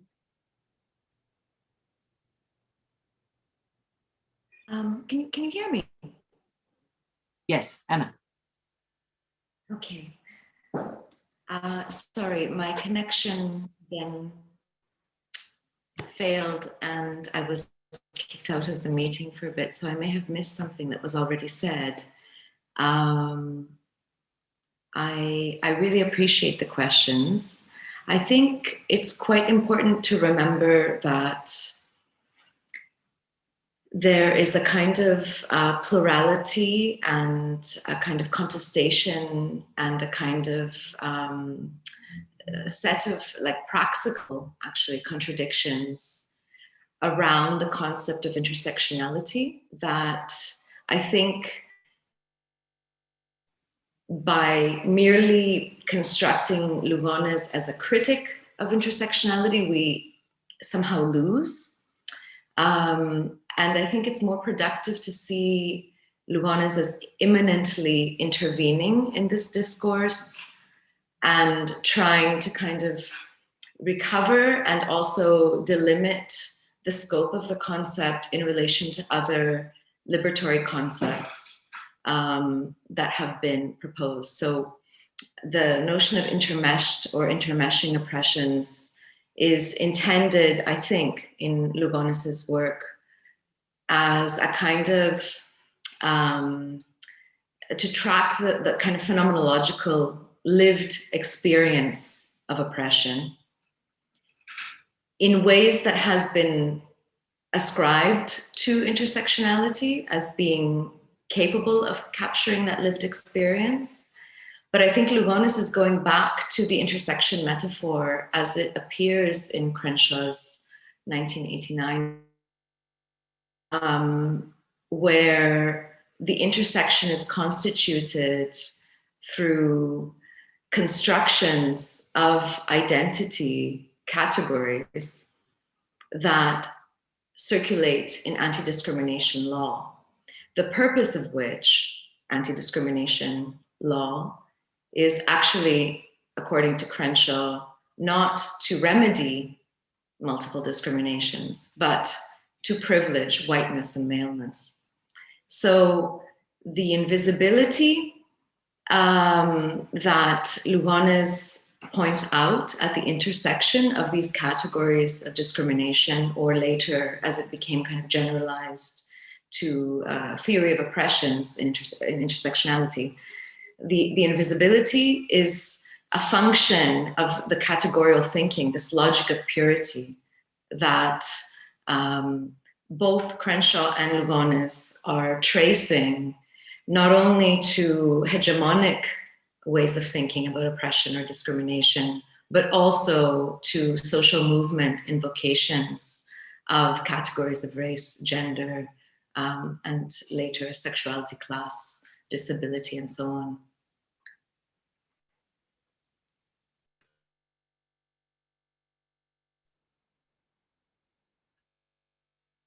Thank you for those responses. There's another question, or were you going to say something, Kelly? I'm sorry. No, okay. So there's another question from Makosi Anita Tau. How does the concept of the faithful witness address the complexity of subjectivity in academia? And they're also asking about whether film as a tool of knowledge production can disrupt this idea, or so if you want to respond to the part about the concept of faithful witness, addressing this. And then there was another question, which is, how might it be, this is from an anonymous attendee, how might it be possible to use coalition building and the practices available through transnational feminism more broadly to address, ameliorate, and ultimately decelerate rising forms of ethno-nationalism among populations that are largely considered dominant, such as working class white men who are reacting to their own sense of loss to their status? Okay, yeah, I'll leave you with these two.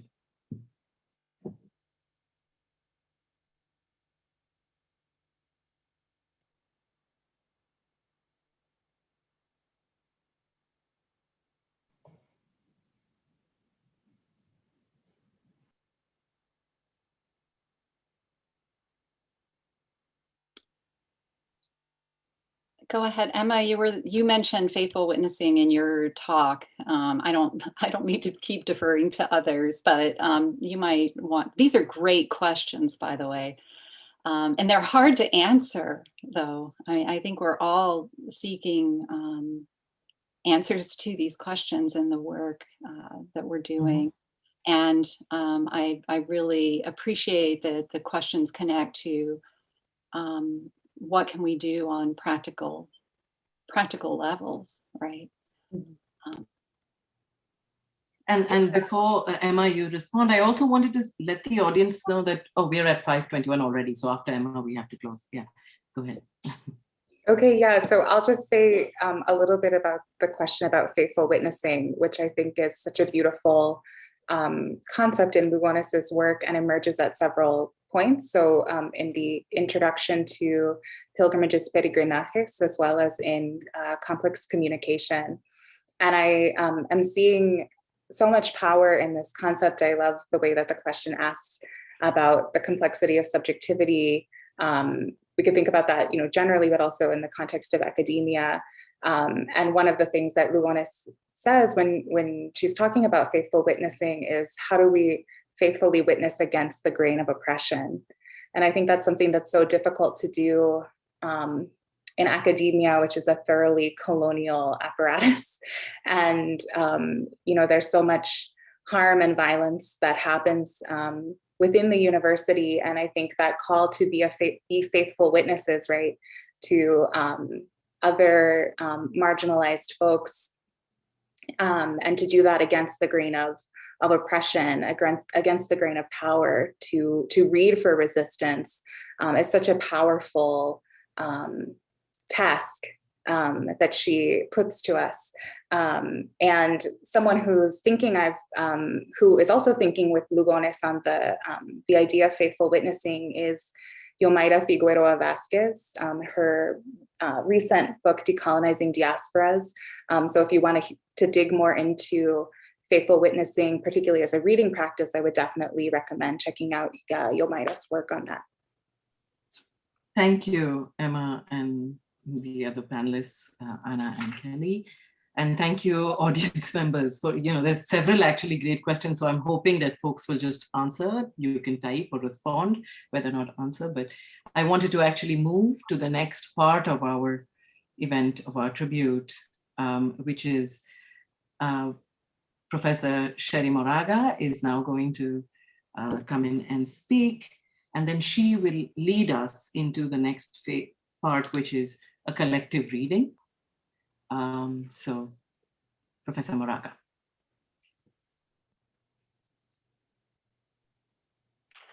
Well, I guess in faithful witness. Maestra, se le escucha muy bajito. You're coming through very, very low. Before, when we did the test, you were great. Let me try something. I'm gonna try this. Can you hear me better? Oh, yes. Muy yes. bien, very good. No.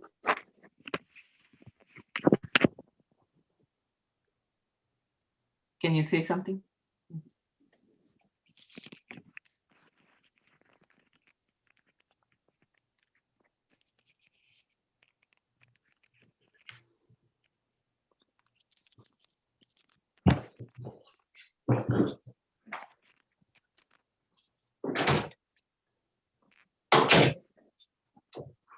Try this.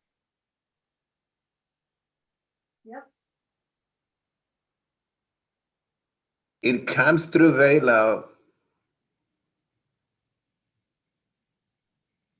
I'm not sure why. How about you, Himika? Do you hear it very low as well? Yes, it's low. It's definitely low. Yeah.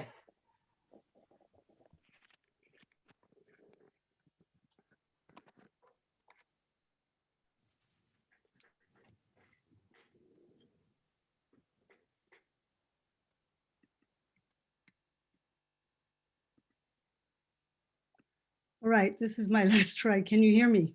Yes. Beautiful. Yes. Please. Okay. All right. Yes. I apologize for that. No matter how well prepared you are, but maybe it gave me a minute to think. I have prepared something to say, but I think I feel a little obligation here to say, since Maria, speaks of, in talking about the faithful witness, I feel like a faithful witness at this moment, and keep arising. I appreciate the sister who said something about the, Black feminists aren't one thing, because it touched on something which is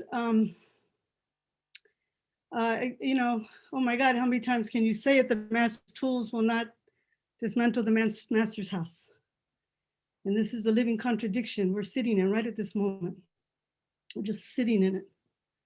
That the language becomes the language of the language of the language of the language of the language. And the more that happens, the further we get away. I love what the sister said about that Crenshaw met intersectionality as a provisional. Beautiful, it's great. So we're in process. Another thing that Maria speaks of, a process. It's a process. It's a process. And then I wonder why we take the one word and then we go with the one word and then we do the next word and then we do the next word. I am not confident about what I'm saying. I'm trying to be true to the integrity of what I imagine Maria's about, you know, which has something to do with what's in the room. And we're in these stupid little boxes because of this pandemic. And that's what's going on. I appreciated the reference to the legal system. I appreciate the sisters too saying that, yes, academia, you know, is this, you know, a colonial apparatus. Thank you, thank you, thank you, thank you, thank you. Because if we are not constantly reminded of this, which I know these, I know my sisters, I know some of my sisters here, they are like hardcore, you know, hardcore rebeldes, you know, in academia. So I say all of this with due respect, all respect and appreciation for this moment. And I also feel obligated to say something's missing in the picture, you know, and that it isn't just academic to academic. Because you do academic to academic, you lost the praxis. You lost it. You just lost it. And every minute has to be, you know, every minute has, you're talking about think practices, think praxis, think praxis, think practice. And this is practice at this moment. I say that with respect for all of your labors and with deep love for some of you here. And I didn't know Maria well, but I felt her, you know, as a kindred spirit. And I want to say to her family, you know, and those, you know, her blood relations and her country people, however she defines that, and her, you know, anyway, just that I send you my condolences. So I'm gonna read what I have here.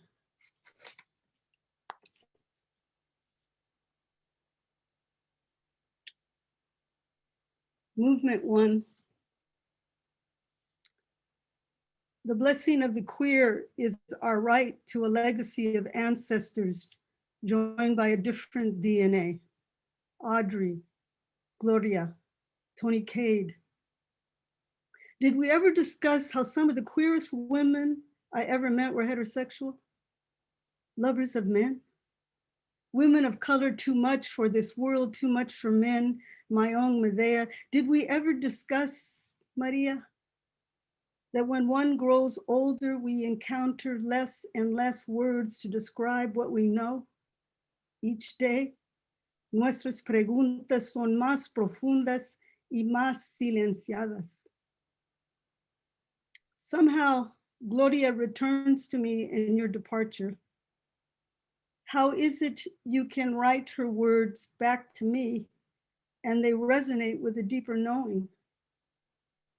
Perhaps it is that we grow old enough to read between the lines, as La Nimpartera intended. Lines grown blurry by aging, we glimpse the hidden truths beneath them. Today, I understand the true porousness of the border from the indigenous bodies that insist on breaking through it. The border metaphor y mentira, the bloody site of liminality and the oppositional conciencia born in its children. Gracias, Chela. A student asks, what is the intention of writing that is so abstract?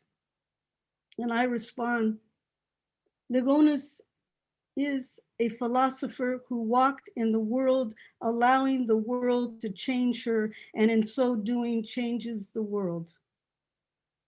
She traveled through the root and rock of each step she took. Sometimes she even danced along the way. Movement 2. I confess, Maria, I worry for this planet daily.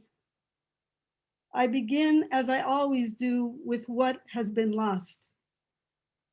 You write, the global capitalist colonial modern system of power, beginning in the 16th century in the Americas and enduring until today, meant not a world to be formed, a world of empty minds and evolving animals. Rather, it encountered complex cultural, political, economic, and religious beings, selves in complex relations to the cosmos, to other selves, to generation, to the earth, to living beings, to the inorganic in production. Selves whose erotic, aesthetic, and linguistic expressivity, whose knowledges, sense of space, longings, practices, institutions, and forms of government were not to be simply replaced, but met, understood, and entered into intense violence, risky crossings and dialogues and negotiations that never happened. End quote. That honest encuentro never happened. This is what has been lost to us. The knowledges and technologies, the credos and creaciones, that original ground of just plain fair exchange, of coalition, of trade routes shaped by the currents of curious footsteps, hands exchanging seeds for shining stones. The depth and breadth of which Maria had the courage and capacity to name was the inexplicable cost of colonization. She must have known it somewhere in her body, lamented it daily, found joy amongst the mundane beauty of the relations that appeared before her, that entered in and out of her life. It is impossible to accept that today we bear witness to the colonization's logical global consequence, a way of seeing the world without hope, a world where greed indeed won. It's everywhere, a cancel culture that binds our tongues, a corporate academy with more insidious means. Perhaps we can do no more in respuesta than wake up each morning to attend to the day differently, to look away from comfort and toward the discomfort of conciencia y comunidad. In plain language, we ask, what is missing in the picture? Who is not at the table? Why a table in the first place? Maria reminds me of how futile is the American exception in creating a culture of resistance in the United States, the fakery of allyship, leftists who never bothered to look south of the border, Native America defined by enrollment cards, the stone of settler colonialism thrown at mestizos, radical imaginings. Movement 3. My beloved and I walk along the shoreline of Santa Barbara, Califas. It is our temporary home. She stops to remove sand petals from her shoes, takes a seat on a curbside bench. I wander over to what seems to be a historical marker laid out in predictable mosaic representation, the ship, the bearded discoverer, his eager finger pointing in the direction of our future. Juan Rodriguez Cabrillo, 1542. Celia approaches, shaking off the last of the pebbles. Mira, I say. She scans the image and sighs. We both know the history. Los Españoles' next trip to the Chumash would be por el desierto. More than 200 years later, misionarios in tow. How is it this history is but a footnote in the national narrative of the United States when it nags at raza as steadily as an insistent pebble in a shoe? How can the US understand the project of colonial modernity without an América con acento? How does the Anglo-Saxon history of slavery eclipse all other notions of race, of pueblos, of sites of resistance? How do we resist the continued and imminent destruction of the planet without knowing all the factors that got us here in a present day Santa Barbara with its own system of slave wages, Mexican workers with Spanish apellidos working the gardens and kitchens of gringo landowners, the local Chumash still without a secure, recognized land base, no casino in their works. And so it is.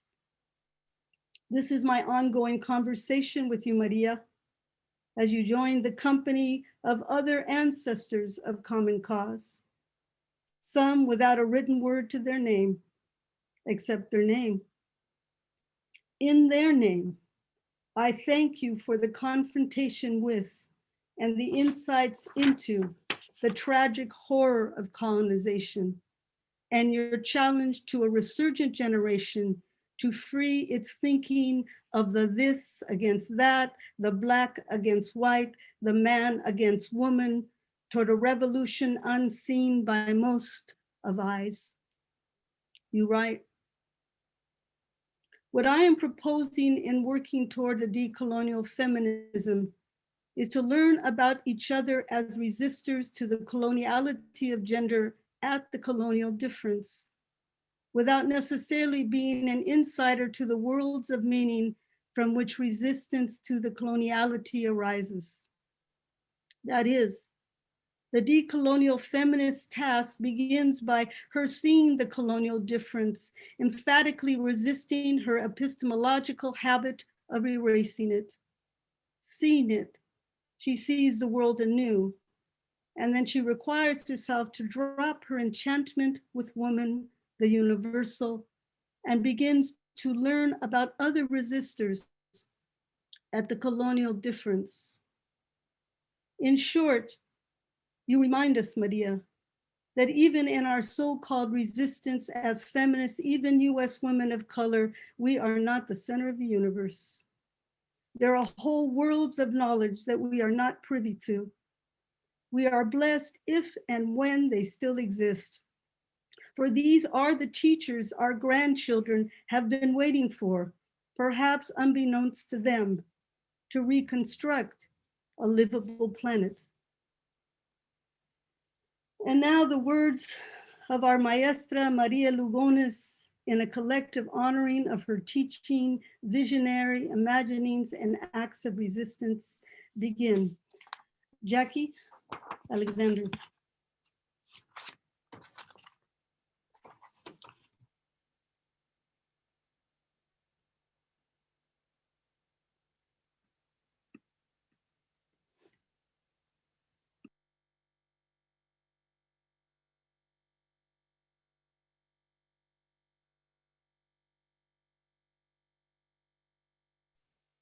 Hi, Jackie.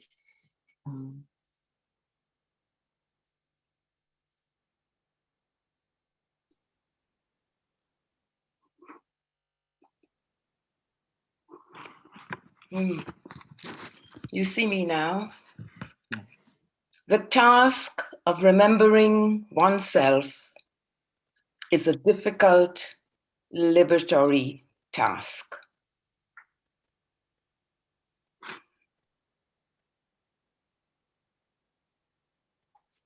The task of remembering oneself is a difficult, liberatory task. Paula.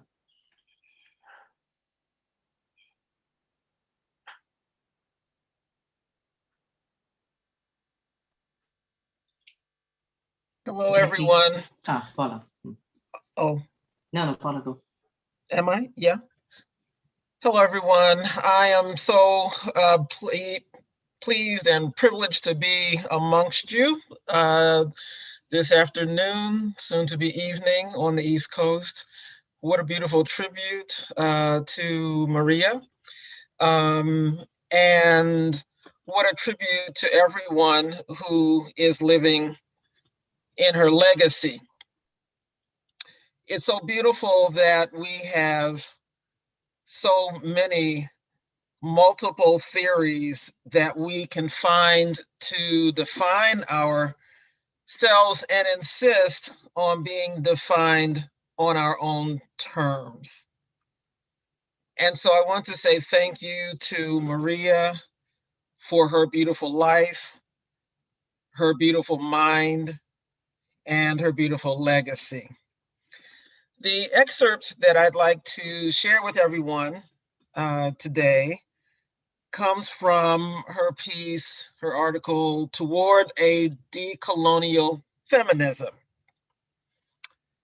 And in the introduction to that piece, just an excerpt from that, where she says, the colonial imposition of gender cuts across questions of ecology, economics, government, relations with the spirit world, and knowledge, as well as across everyday practices that either habituate us to take care of the world or destroy it. And I think that those introductory words to her article are so apropos what we are experiencing today. We will either preserve this world or we will destroy it. And so the excerpt that I want to read from that article is, was written in 2010, where she says, when I think of myself as a theorist of resistance, it is not because I think of resistance as the end or goal of political struggle, but rather as its beginning, its possibility. As I move methodologically from women of color feminisms to a decolonial feminism, I think about feminism from and at the grassroots, and from and at the colonial difference, with a strong emphasis on ground, on a historicized, incarnate intersubjectivity. Decolonizing gender is necessarily a practical task. It is to enact a critique of racialized, colonial, and capitalist heterosexualist gender oppression as a lived transformation of the social. I call the possibility of overcoming the coloniality of gender decolonial feminism. Thank you. I will read an excerpt from the introduction to her book, Pilgrimages, Theorizing Coalitions Against Multiple Oppressions. Lugones says, I have written, guided by a maxim I developed so as not to be persuaded by the flights of fancy offered to me in the US Academy. I won't think what I won't practice. This is also a commitment against utopianism, which seems to me what keeps one out of despair when one cannot act at all. I have tended instead to find activity in the movements of the hand of someone rendered frozen by acts of extreme violation, The commitment is to live differently in the present, to think and act against the grain of oppression. Thank you.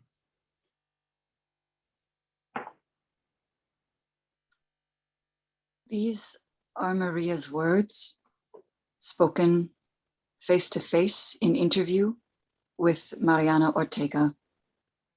Maria says, mycelia, fungi, constitute 1/3 of the Earth's living beings. They are the oldest living beings. They are more like animals than like plants. They are the mushrooms we eat, the fungal spores that we breathe, the miles-long underground mushrooms that surround the roots of trees, enabling them to get the water they need through their roots and to communicate with other trees in large forests. They are the most clear and astonishing example of the permeability of living things and rocks, water, as they all are made in part by mycelia, sometimes very old mycelia turned to stone. I choose mycelia to think about permeability because they exhibit clearly the porosity of our habitat. I have been thinking with some tenacity about how to do away with gender. The coloniality of gender has been an extremely successful way of harming the possibility of communality in every kind of relation. I am for coalition among women that backs the very possibility of exercising one's communal self. Imagine her, sense her, feel her from the inside, inhabit her in her habitat, be in her connection, sense her as porous, permeable, deeply inside the world connection. Permeability is necessarily reciprocal. One always looks for company to feed it, to imagine what can only be imagined when one's communal I is healthy.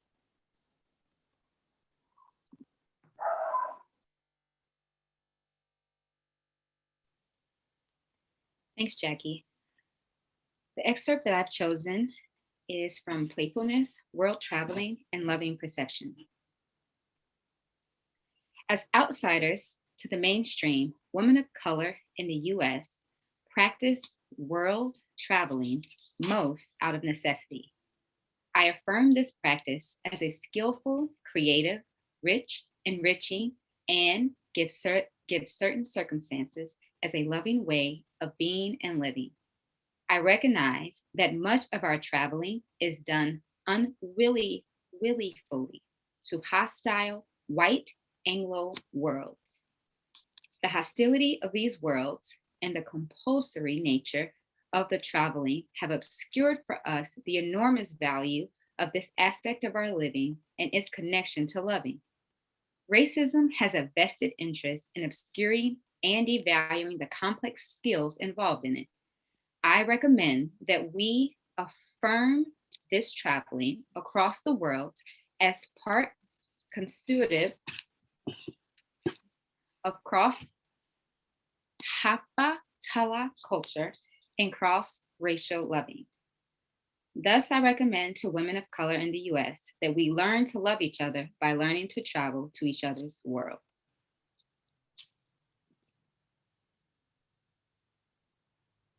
Chandra. My turn? Yeah. Sorry.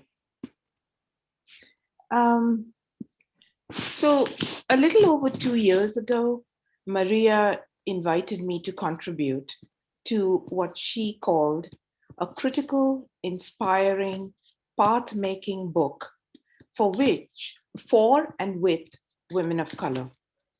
The book didn't materialize, but I find Maria's words about her own praxis inspiring. Quote, this is Maria, in my own way of thinking, I attempt to entangle the conceptual but concrete. I attempt not to think as a disembodied mind. I also think among people in complex and dangerous grounds. There and with them, I think of coalition, communality, intersectionality, decoloniality as related to coloniality. Historical resistance through which we have created a different understanding of what is and how to be human. I also think of intelligent, passionate, resilient, sensual, permeable embodiment. I am pointing to domination and oppression, but emphasizing our possibilities and what grounds, conceptually, relationally, historically, my understanding of these possibilities. We get to those possibilities as we live in this history. It is not a goal, a purpose. This is my way of thinking, the form that my thinking takes. I appreciate deeply how differently we express ourselves and how we understand our possibilities differently. Thinking from within particular concrete struggles with those you think of as your own, for example, is a different way than mine, yet they can work together well. I cannot write from within my own as I am historically stranded from my own. I do not know who they are. Writing from within that company is, to me, to be blessed, unquote. And we, I think, have all been blessed to learn from Maria. Thanks. Thank you, Chandra. So, as everyone knows, we are running behind schedule. And we were to open to the audience by this time to share your memories. But I would like to actually call on Gabriela Veronili, who is here, and Maria's niece, and who is going to share with us. Yeah. Thank you, everybody. On behalf of the Lugones family, I want to thank you all for your cariño, for your company. We feel your love and we feel your loss as well. I'm going to read a passage from las estrategias tácticas de la callejera. It is a difficult path to walk illegitimately within organizations devised purposefully to attain redress of injustices, or a back to the false sense of self-esteem, or a share of the resources to productive members of society. The possibilities of participating fully in the logic of modern conceptions of justice and sociality stand in our way. They give us a face, a character, an authority, a worth, a value system. These are almost unbearably seductive. Concepts, ways of doing things, institutions, values that conceptually, materially, and politically determine, decree, regulate, and justify oppression, submerge, surround, inundate, constitute, circumscribe the streetwalker theorist. They form a deep, invisible framework, encasing every move and every gesture, every justification. The streetwalker theorists must break out of these confines of the normal. These confines are the background and the texture of the lonely, genial, unaccompanied, self-important, self-made subjectivity that constitutes modern agency. The streetwalker is someone who comes to understand through a jarring, vivid awareness of being broken into fragments that the encasing by particular oppressive systems of meaning is a process one can consciously and critically resist within uncertainty, or to which one can passively abandon oneself.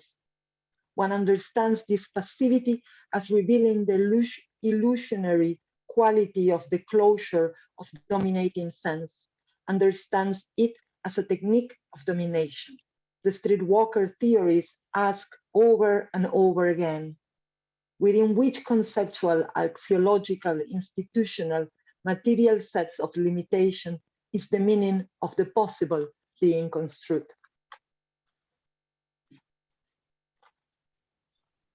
Thank you, Gabriela.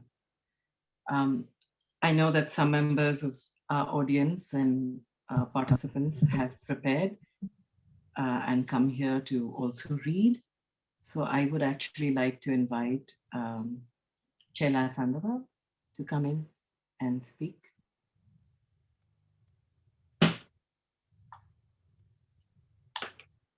Can we spotlight her, PJ?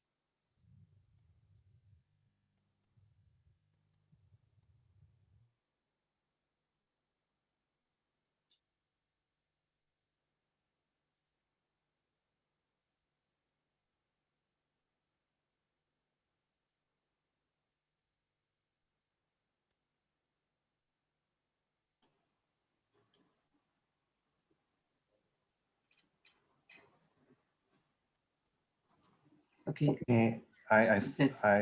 We did it. You did it. Oh, great, thank you. Are you there? I can't see actually. Yes. I'm here. Okay. I'm going to read something. I know it's a little bit long, but it's the beginning translation of Maria making the connection between US third world feminism to decolonial theories, to what she has forever marked as decolonial feminism. And it's right at the beginning of her article on decolonial feminism. She says, I understand the dichotomous hierarchy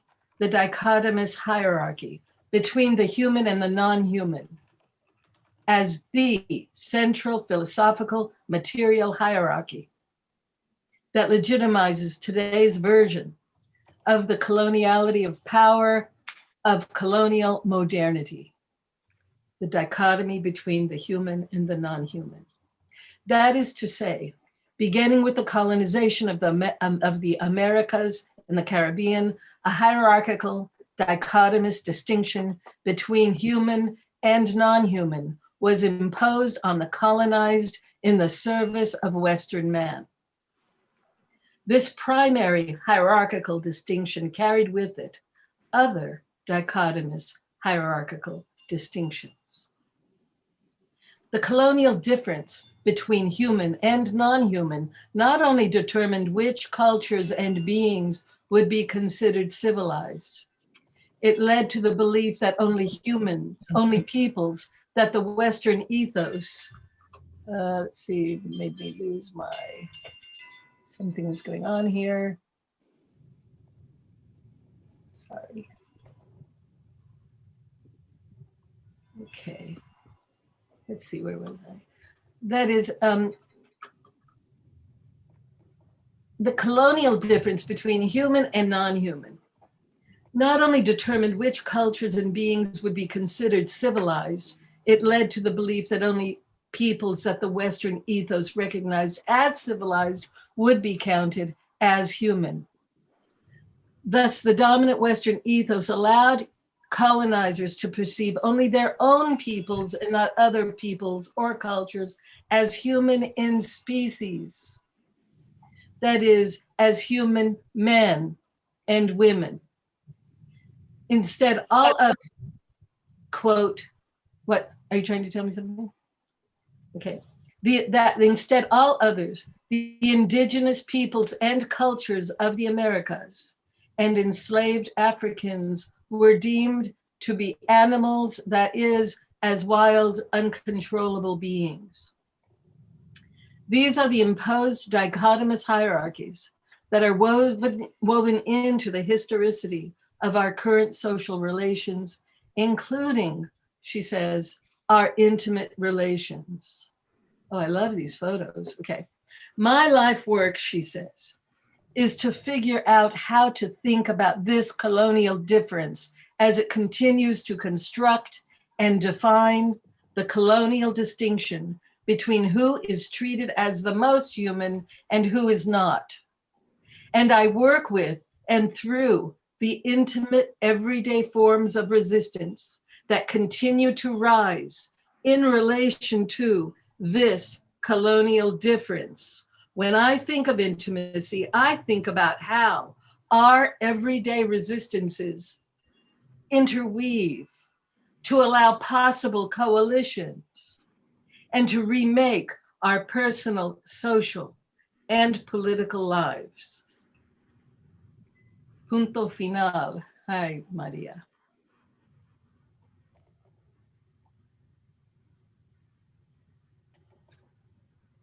Thank you, Dr. Sandoval.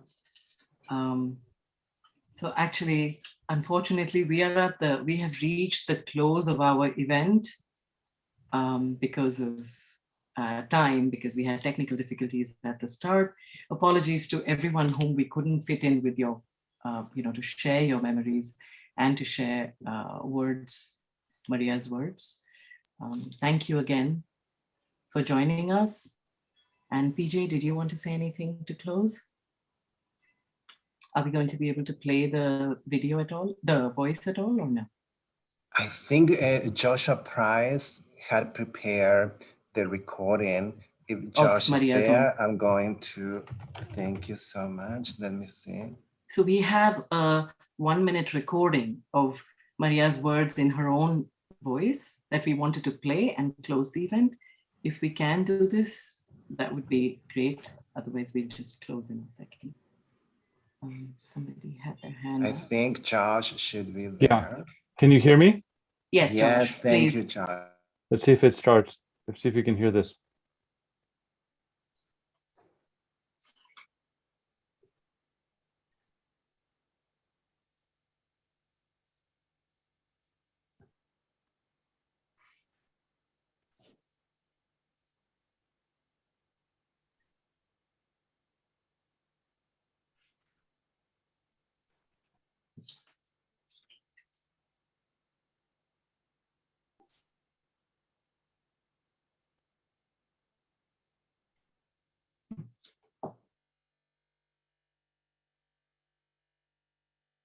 Josh, is it playing? Yeah, I don't think it's playing, Josh.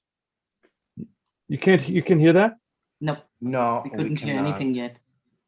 We only see your thumbnail. Okay, let me try one more thing and then I guess we give up. I don't know what to say. Okay. Okay, thank you. I think, maybe I have to share it, something? Oh, then video needs to be shared via screen share. There you go. Yeah. Thank you, Tom. Thank you, IT. Thank you. Thank you, everyone. Yeah.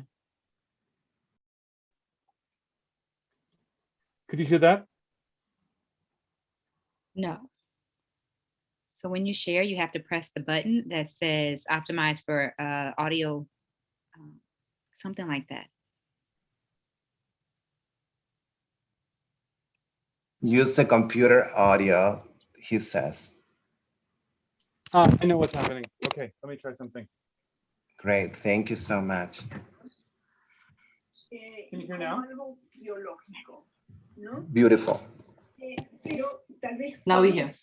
¿no? Aunque claro, también tienen que ver al género, como género, en el sentido de que la biología dicta ciertas roles, ¿sí? Bueno, yo eso lo tengo bien argumentado. Can you hear that? Yes.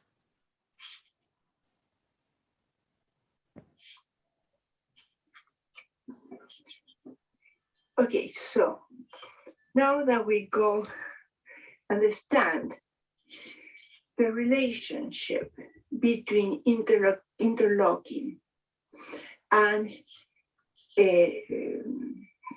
dominant categories, and we understand that the interlocking then of race and gender as a particular kind of interlocking of dominant categories, is one that fragments because it takes the race and the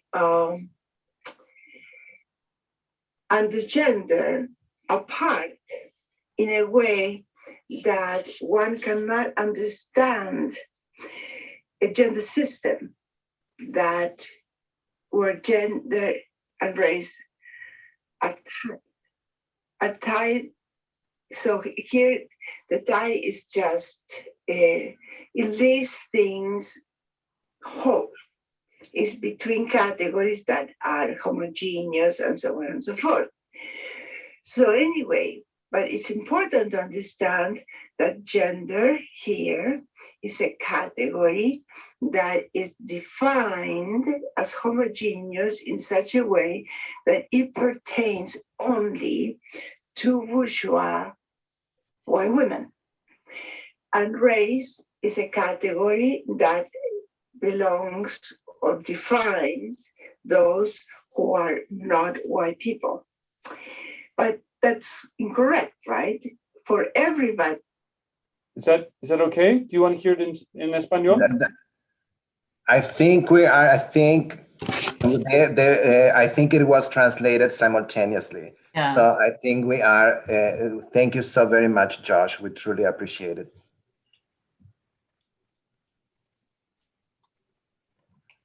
So now you have to stop sharing the screen. Yes. Okay. Sorry about that. Thank you, everyone, again. And we will close now. Thank you so very much, everyone. Thank you for being here. Gracias a todos. Gracias, gracias. Thank you. Are we off the webinar now? Are we still on public? We are now going to stop the recording. And the webinar, right? Yes. Do you want to stop? Then if we can just have a minute. Yeah, just. Yes. So just give me a second. Maybe Tom knows how to do that. If I can stop it for the attendees, but not for the panelists, that's not possible. Thank you, everybody, for joining us. Thank you, really. And apologies again that we couldn't get to everyone's memories, right? Like. Okay, yeah. So Tom said that I had to politely ask the attendees to sign off. Sign off. Okay. Thank you. So I want to say thank you to all of the wonderful ASL, the captioning, Tom, and Gracia, Rosa, Akemi, for all your support. Thank you so very much. And I think the two ASL interpreters had to leave, right? So did they leave? Yeah. So we'll send them a note after. Della says that if we could all put our video on so that they can take a picture. Oh yeah, and let's move to gallery view if that's possible. I'm on gallery view. Oh, okay.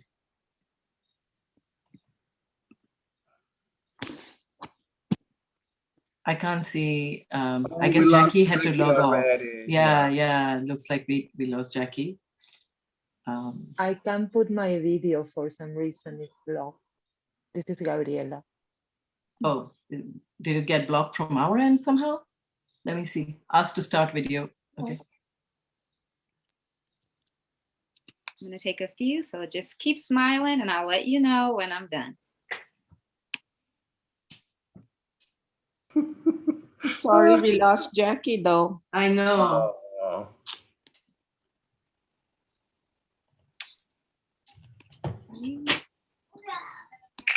Oh, that's so cute, that voice. There's a baby there. Was that baby voice still? Yes, he's finding his mama. Okay, cheese. Mama. Thank you, everyone. Thank you, Anna. Thank you, all of you. I don't know where you are. I know that it's really very late wherever you are. I know, so, Anna, and you're sticking with us. It's after 6 p.m. What is it, midnight? Yeah. Adios, everybody. Gracias. Thank you. Thank you, Sherry. Thank you, everyone. Gracias. Adios. Abrazos. Thank you so Himeka, much. PJ, Della, thank you especially. Thank Yes, you. amazing work. Thanks. Thank you. Bye-bye. Betty.